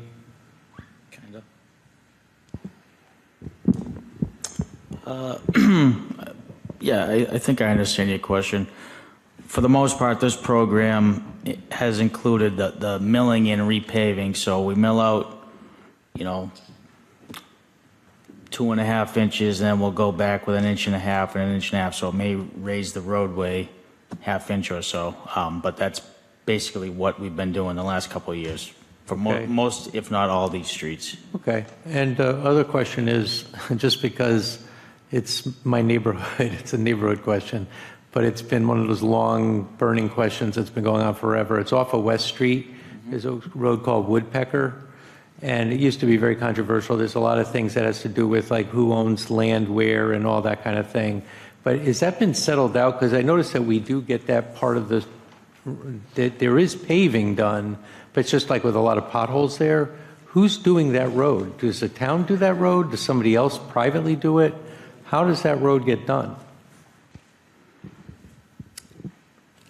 The town hasn't paved that road. I think half, or I don't know if it's half, but a portion of that road is private. Okay, so anything I see past what the town would naturally do is done by someone else, and that's what gets us out to West Street all the way. That's kind of what's happening. Okay, all right, that's all I had. You're welcome. Thank you for the questions, Dave. Any other questions or comments from the committee on Article 7, roadway paving? Hearing none. Any questions or comments from the public on Article 7, roadway paving?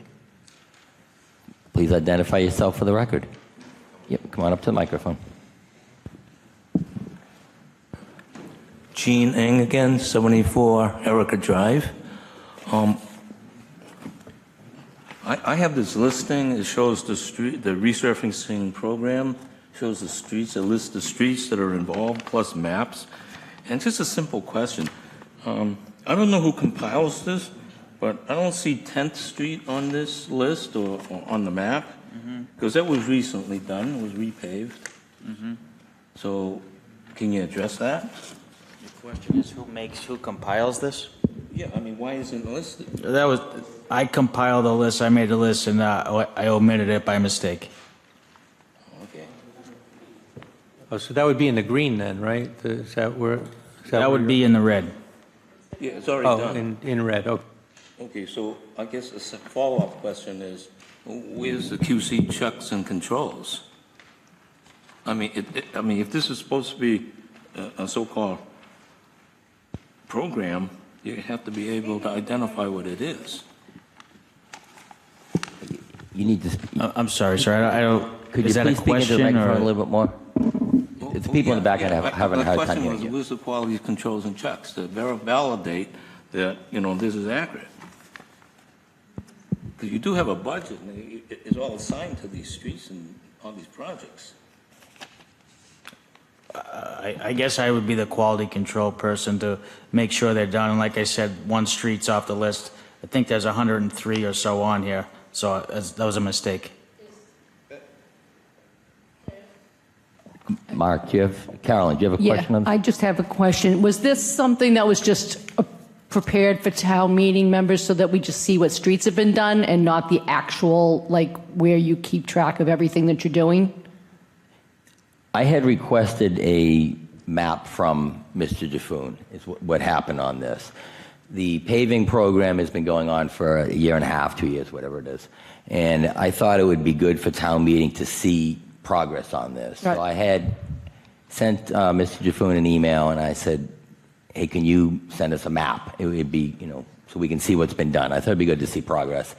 He replied pretty quick, sent the map. So it was really kind of an effort to show progress at town meeting. So I understand your concern about having quality control measures in place, but I think this is more just informational to see what we've done, because we all like to see our streets paved, and so the name was left off inadvertently as opposed to the actual documents that the facilities manager, Mr. Gaffoon, uses to actually keep track of what he's doing. Okay, yeah, I understand the purpose and the intent here, okay, just to be informative, but however, you look at the accuracy of the data, how can you trust this? I mean, that's all. Okay. Thank you. Mr. Chairman. Yes, Mr. Jaffoon. Where's the reliability? Well, Okay. was 10th Street paved because of the project down there, the Park Street Yes, it sewer was, project? and it was paved, and it was omitted by mistake on this list. Yep. All right, thank you. If you'd like, there's a map. It was omitted by mistake. Yeah, I think it was an oversight. I'm not going to get into. But that wasn't part of the resurfacing program anyway, was it? It was not, but it was paved. Okay. That was done with the sewers. Okay. Well, maybe we could add it to the map, even though it's not resurfacing. It wasn't part of it wasn't part of the resurfacing program. It's part of another article. It's part of the Park Street sewer project. Is that correct, Mr. Jaffoon? That's correct. All right, thank you. Do we have any questions or comments from the public on Article 7, roadway paving? Okay, hearing none. Thank you very much, Mr. Jaffoon, for the presentation. Thank you, Paul. Have a wonderful evening. Thank you. And we are now looking for a motion to close the public hearing. I'd like to make a motion to close the public hearing. Okay, Heidi is the second on there. Motion and a second on the floor. All in favor of closing the public hearing? Aye. All opposed? Okay. Public hearing is now closed. Looking for a motion to adjourn. Make a motion to adjourn until Wednesday. Yes. Wednesday, Yeah. whatever, what's the Yeah, so we'll just- 16th? Yeah, motion to adjourn. Motion to adjourn. We have a second? Joel, thank you for the second. Motion and a second to adjourn. All in favor? Aye. All opposed? We are adjourned. Thank you very much for watching, everyone at home.